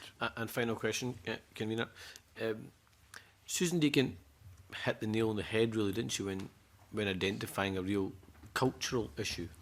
It's a cultural issue that probably goes beyond Police Scotland, but actually goes across government in general, which is one of managerialism, managing away at problems, rather than actual true structural reform and shaking things up. Isn't that a fundamental problem in terms of government here in Scotland? Well, I think it's interesting that we're here talking about Police Scotland, which has been a fundamental reform, which is recognised by other partners globally to have been effective in many respects around providing better policing at an overall lower cost. So I think we've got a case study as to where there has been fundamental reform, root and branch, with a new purpose for policing in Scotland that is being carried out, that has been subject to independent scrutiny and verification. The SPA is a positive case study for us to project to the world? Well, I think, again, we've recognised that there is further work to do in relation to the system of governance of policing. Thank you. Willie Coffey. The same question as the previous two panels, Paul. Is the Scottish Government satisfied that sufficient progress has been made towards the objectives expressed in Policing 2026, particularly in relation to digital and ICT? So I recognise that since Policing 2026 was published, there's been a lot of water's gone under the bridge since then, and there's been a need to adapt and change quite rapidly. I'm thinking particularly of the work that's been needed to prepare for no-deal Brexit, and of course now we know what's round the corner in terms of COP26. So there are areas which need to be refreshed and revised, particularly around financial projections, and we've already discussed workforce planning. In relation to ICT, I'm very pleased that progress is now being made. There was the £12 million that was put in this year to enable the first tranche of that ICT development to take place. And with the capital budget that is proposed for next year, my expectation is that that development can continue. I fully accept, though, that in terms of the overall programme, it was very significant. As we've heard, just under £300 million, and that a lot of further work will be needed in order to secure that level of investment. Just on the £60 million uplift that you did mention and has been announced, is there a component part of that for ICT other than capital projects? So the overall capital uplift would be there's 5 million of that which is earmarked for greening the fleet specifically, and the rest of that capital allocation is really at the discretion of the Chief Constable to prioritise in terms of the strategies that Police Scotland has already set out around estates, digital, etc. Okay. Do members have any further questions for the Scottish Government? Bill Bowman. That's good. A quick question. The Chief Financial Officer of Police Scotland spoke about issuing a promissory note. When you guarantee that their budget will be made up to meet their current year deficit. Can you just explain that? Yeah, I wouldn't describe it as a promissory note as such. I do have. Well, there's not a formal financial instrument. There is a letter. So in the letter where we set out the Police Scotland's budget, which is an annual detailed budget letter, we have recognised their financial projections, which indicate or have indicated in previous years a likely overspend. And what we say is that we recognise that projected overspend and will work closely with SPA in relation to the management of that overspend. Chief Financial Officer was quite right that what has then happened when it comes to spring budget revision orders is that financial provision has then been made to cover whatever that overspend is as we go through the financial year. I mean, either he can act legally on that to continue paying his wages, or it's not worth the paper it's written on. I don't think there's any question about the legality of the process here. We are confirming, I'm confirming as the portfolio accountable officer to the accountable officer in police, because this goes to the chief executive of the SPA in the first instance, that I recognise the financial projections and the pressures, and that we will work closely with the SPA in the course of the year to address them. So the wages will be paid? Absolutely. Very quickly, Claire Hicks, I just need to understand, you said there was 5 million for greening the fleet. What does that mean? And what's the cost of that? What's the projected cost of whatever this greening the fleet means? So we're working closely with Police Scotland and our colleagues in Public Value, which is a team within the DG Exchequer part of Scottish Government. So they've, Police Scotland had published their fleet strategy, which had projections around what spend was required. And through working collaboratively with that, there have been options that we're looking at regarding changing the way in which vehicles are procured, so using lease, etc. So that 5 million is for both leasing electric vehicles and also looking at the infrastructure to support a rapid transition towards greening the fleet. But I'd recognise that that's a 1 year point. So what does greening the fleet mean? Does that mean leasing electric vehicles and converting diesel cars to something else, or what does it mean? It means moving to electric vehicles. Thank you. Is the work to actually make cars into police cars going to happen in Scotland again? Because it was moved a few years ago to England, I understand. I am not aware of that, but I could come back to the committee with an answer on that. Okay, that would be useful, just a point of procurement. Paul Johnson, is there a timescale for the appointment of a new chair? At present, we are working with the Commissioner for Public Appointments on the appointment, and also the Cabinet Secretary has been liaising with the convener of the Justice Committee regarding the role that the committee will have in relation to the appointment. This committee is no doubt aware that last time a member of the Justice Committee sat on the appointment process. There is not yet a firm timescale while these discussions are being taken forward. Okay, once there is, will you be able to write to us with details of that, please? Yes, I will. Thank you very much indeed. Can I thank you both very much for your evidence this morning? I'm going to close the public part of this meeting as we move into private session. Thank you.